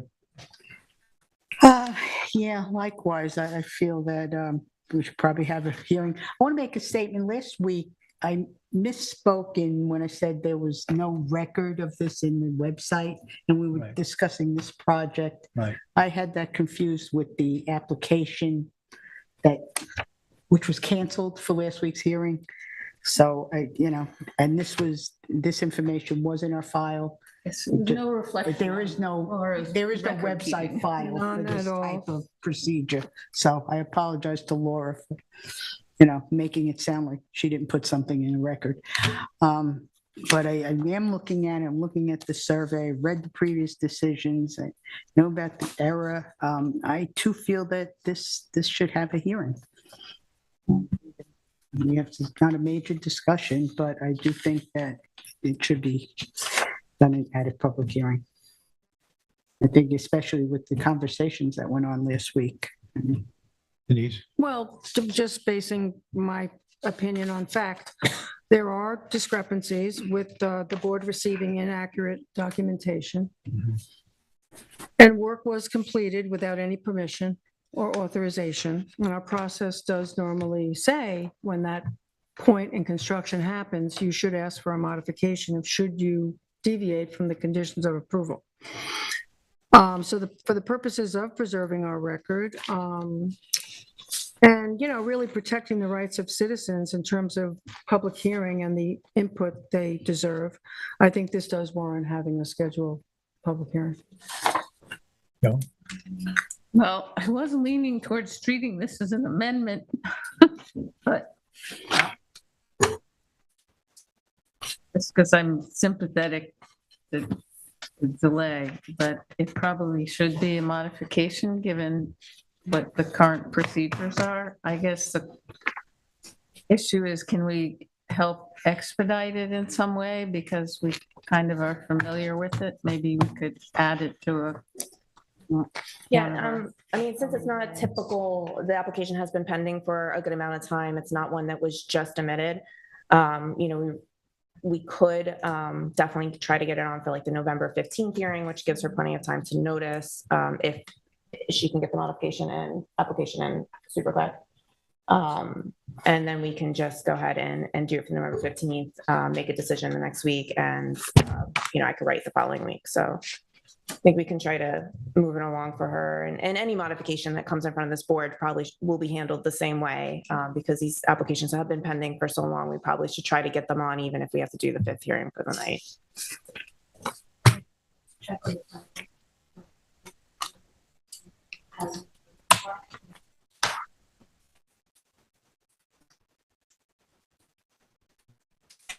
Well, I mean, then the following week is Thanksgiving. You could schedule it for the weekend after, the week after.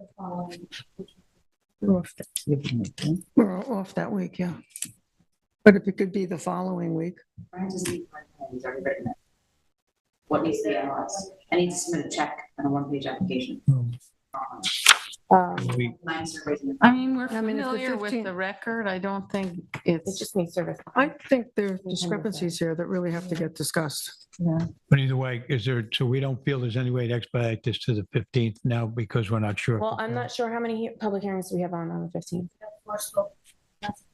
Okay, would the board be willing to hear the 5th public hearing? I would. Okay. Yeah. I would too. Is that unanimous? Would you hear it too, Denise? Sure. So then November 15th. Tyler doesn't get a choice in that, right? Yeah, it's up to you guys on that one. So council, what do we do? Make a motion here? Yeah, make a motion to do a modification hearing. It does have to be unanimous, so everyone does have to agree to it on the record. Okay. Then I'd like to make a motion in the case of Bruce Bistrian at 45 Private Road, Amagansett, Suffolk County Tax Map 300-110-02-12.16, to refer this application for a modification to a public hearing. Is that enough? Yes. Okay. I second the motion. I concur. I concur. Thank you. Invite our chair back.